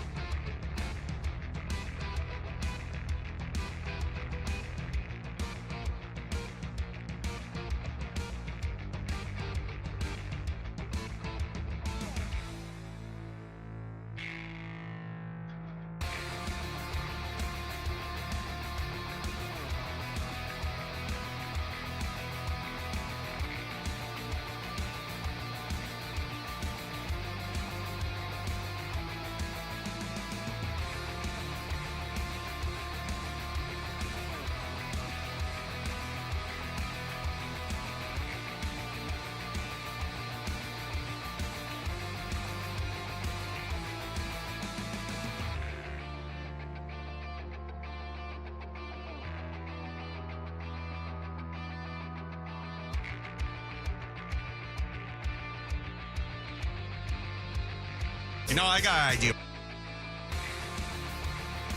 We should do the email bit. It's a great idea. Let's do the email bit.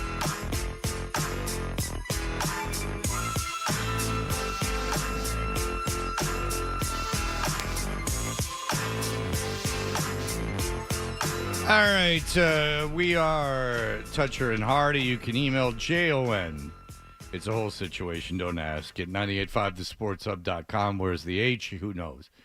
You can email Hardy at 985thesportshub.com, Toucher at 985thesportshub.com. Follow our show on Twitter and Instagram at Toucher and Hardy. And you can follow me on Instagram. And if you follow me, I've been told Untold Richards are on my way. Tony P in D.C. follows me. He's reached out before. What's he up to these days? I don't know. He's got a whole social media empire. He's actually like a really nice guy. So Tony P in D.C., hats off to you. He follows me. What do you think? You're better than Tony P in D.C.? Tyler Faith, the Saugus' own porn star, adult film star. Tyler Faith follows me. Has she reached out recently? No, I think I was told she's engaged. Oh, to like a biker. I don't think that he would like that. No, probably not. I had someone reach out to me on Twitter at Hardy Radio, Instagram at Hardy985. But over the weekend, I was doing a lyrics quiz, one of my music programs over there on the Lithium. And there's something I used to do on Rock 92.9. Which I find an offensive name. Lithium? Yeah. That's the name of a Nirvana song. Yeah, I know, but it's also the name for an antidepressant. Oh. And I just think that it's making light of it. Like, well because in fact, I think I might. It insults you because you can only afford the generic version. What's the name of the one that you're on? I don't take lithium. Oh, have you? No, I've never taken lithium. I have not, but that's not a bad guess. I mean, I have taken Lamictal, Prozac. I've taken, believe me, if you named it, I've probably taken it. But I've never taken lithium. I think lithium might be an antipsychotic, actually. I'm not positive. I don't know if they prescribe it anymore. Anyway, over the weekend, the lyrics quiz, opening lyrics. Oh, Life is Bigger. And what song is that artist and title? And one of the people who... I know that is. Oh, God. Jesus. You just want that to be in my head. No, it fell that way in the show. I'm like, I'll use this for the lyrics quiz. And I had a nice chuckle to myself about it. Oh, Life is Bigger. It's a song that you've heard it a million times. John will know right off the top of his head. Wallach has heard this song a million times. You should like the video. Oh, you should hate the video, actually. Because it's like torturing someone like you. I have no idea. What is it? I thought 12 was getting ready to play. I didn't want to jump the gun. It's not. This is amazing. The music video is not on YouTube. Oh, yeah. They banned it for sucking. Isn't that wild? We talked about it earlier on the show today, and we talked about it on Friday. Talked about the video for this song. I don't know what it is. We talked about it today, Wallach. The video. We talked about it on this show He today. sent me texts about it. Why am I? We talked about that in microphones on the show. I was sitting here, I was listening, and I'm blanking out. Well, obviously not. But we can't say anything because management was like, you can't make fun of him because of his wonky ear. Because of his tumor juice bleeding all over the headphones. Jesus, Wallach. Not in here anymore. It's gone. The song is Losing My Religion by R.E.M. Okay. Oh, Life is Bigger. It's bigger than you. What the hell is that? Anyway, that was somebody who got it right, though, just out of nowhere, unsolicited tweet, Kennedy from MTV. Oh, really? Yes. Wow. She is now a right-wing pundit. She is a libertarian. She said she has gone away from the conservative platform, and now she's realized that she's more libertarian than anything else. But okay. I can show you back on my mentions. It just popped up randomly with all these. That's actually kind of, I like when that happens. Yeah. I'm like, oh, Kennedy was listening. And look, there she is. Kennedy and R.E.M. Losing My Did you get back to her? No, I just gave her a little heart. How about this? What song was written about Kennedy? There's a famous song, a hit song from around the time. Yes. John, do you know? No. We always have to ask John. But you didn't say it this morning, so I don't feel bad about not knowing. No. This is more trivia than anything else. Yeah, you don't have to feel bad about it. It's like, I don't know the name of it, but I know the song. Like, it's got a name that's not in the lyrics. It's not. I like the song. Who's the artist? Well, then you'll know. Okay, were they a one-hit wonder? A couple hits. All right, well, just give me the artist then. No, it will give it away. Just guess. I don't want to do it. It's not Well, good. if you said Space Hog, it has to be In the Meantime. Yeah, that's kind of like that. I don't know. Goo Goo Dolls, Iris. Oh, you could have said Goo Goo Dolls. They've got multiple hits. Name 3. Name. Oh, it's Name, by the way. Name is the song, not Iris. See, I told you I didn't That's know. 2 right there. I don't even know what Iris is. I know Slide. And I don't want the world You know, that's to see me. Yeah, And that's Iris. From the City of Apparently, Angels. It was Unrequited Love of Kennedy. Wow. This song was about Kennedy interviewed. Tweet her and tell her that we were talking about her today. Kennedy, she's older than me. Kennedy interviewed the dude from the Goo Goo Dolls. He apparently fell in love with her. They were like talking. I don't think that they ever. Not sure they ever hooked up. I'm quite sure they never had sex. I think Kennedy was a virgin for a very long time. That was like part of her story, that she was a virgin for a long time, and it was unrequited love. All right, I'll get back to her later today. I mean, you could get on YouTube and talk to those people right as it's happening, but you can't do something of importance to us. Oh. All right. We got an email on Friday that I don't know if anybody will. But did you reply to Kevin who invited us to see his band? No, of course not. Okay. Well, you know what? I feel bad, Kevin. I meant to get back to you, but I didn't. He was doing a gig at Irish Village on Friday night, and he said, "We don't suck. We're not a jam band, and we reference Walden Pond in one song, and our drummer plays hockey." Ooh. So, and he said he also used to be your bartender at Union Street. What, me? Yes. Oh. Then Because he you used must to like hang out me. there. Yep, I did. Yeah. But What's his name? Kevin Smith. Not the Kevin Smith, he said. No. That wouldn't be who it is. Yeah. Oh, Kennedy dated a frontman and guitarist, John Resnick, so I guess they did date. She has a Romanian flag tattooed on her left ankle. Okay. Why don't you get She's back a to her? triathlete. Why don't you get back to her? I don't really care. Okay. Yeah, I'm not a big. I'm neither here nor there with Kennedy. Jason says, I thought that Italian word. We had the Italian word for guys who stand around with their hands behind their back, watching construction sites, was going to mean traffic cop. I remember Fred being pissed at the landscaping crew for stopping traffic, which I do think is a legitimate thing. Just because you stand in the road does not mean you should be able to stop traffic. In fact, if you get run over, I'm not positive that's the driver's fault. Fred being pissed, and I'm not joking, stopping traffic, and then Hardy says he directs traffic after accidents. I Great did show, that once. Jay and Hall. Yes. You did. You stepped out and directed traffic after an accident. And people were thanking me as they drove by because otherwise they were going to be sitting behind that accident all day. It was on Cummins Highway, connecting Mattapan to Rossi. And I got out there and I took care of business. Nice area. All right, so Dave says, I've done a lot of work with Hardy. Tell me if this is real. I've done a lot of work for Hardy over the past few years. He's a total mensch. We have like 250 customers, and I can honestly say he's the only customer that has ever come outside with a notepad and taken down a detailed Jimmy John's order. Is that correct? Is he lying is this true? Is that Dave Iaraki? Yeah. Yeah, that's true. I have one funny detail. There have been several times when we've broken stuff on his property because we are reckless morons, and I think he actually relishes the chance to fix stuff. One time during COVID, I cut the dog's invisible fence, and instead of calling for help, he got in there himself with some old speaker wire and spliced it back together. Look at you. When I tell him, I'm sorry, but we broke something, you can see a little twinkle in his eye, and he instinctively starts walking towards his massive tool chest. Wow. That is all accurate. Except for them being reckless morons. They're good guys. Dave and his guys. Yes. Thank you.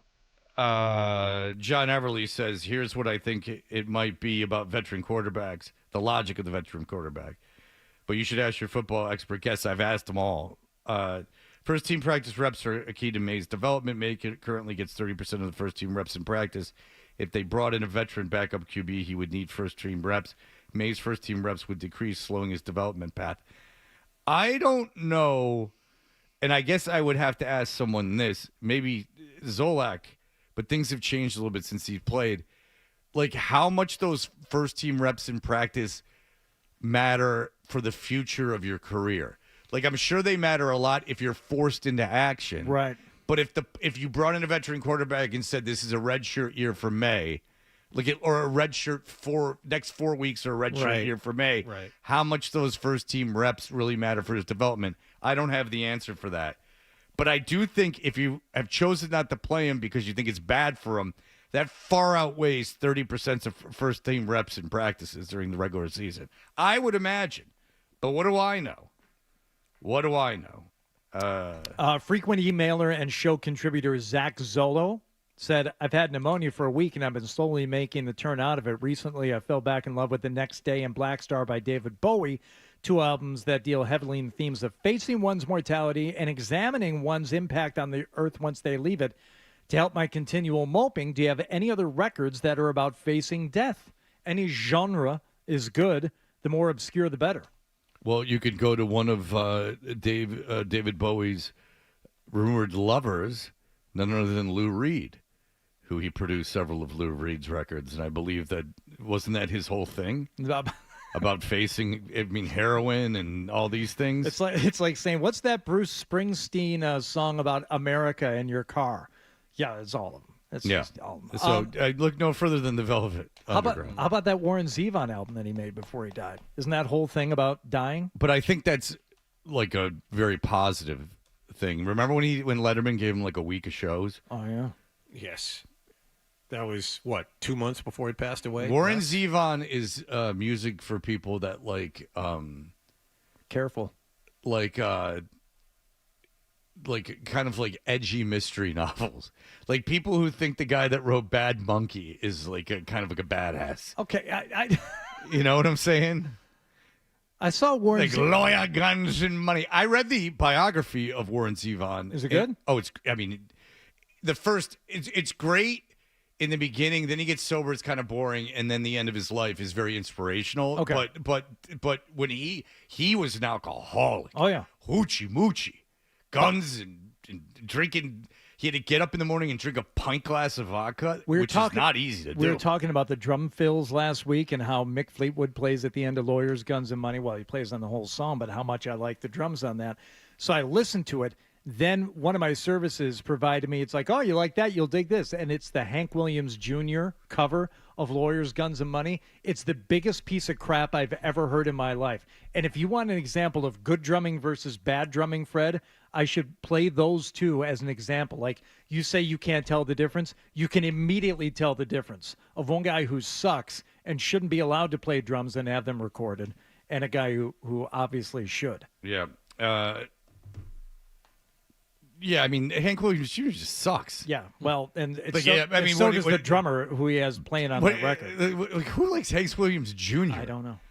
That Jr., by the way, the only reason he's successful, you pop that Jr., you take the Jr. out, and there's no career for young Hank. Now, do you like Hank the Third? Dude, he's awesome. No, I've met him a couple times. He was pretty cool. He did some cool stuff. He was nice to me, but, I mean, I'm not going to sit around and act like, I'm cool because I've heard of Hank Williams III. No, but he used to, because he did a lot of punk stuff, too. And I'm a little biased towards him. Accounting someone I don't care for was a big fan of his. Okay. Wouldn't shut up about it. And I met him, too. Yes, he was a heroin addict. Congratulations. So is everyone else that you saw. All right. We'll be back in just a moment. Sports Hub headlines.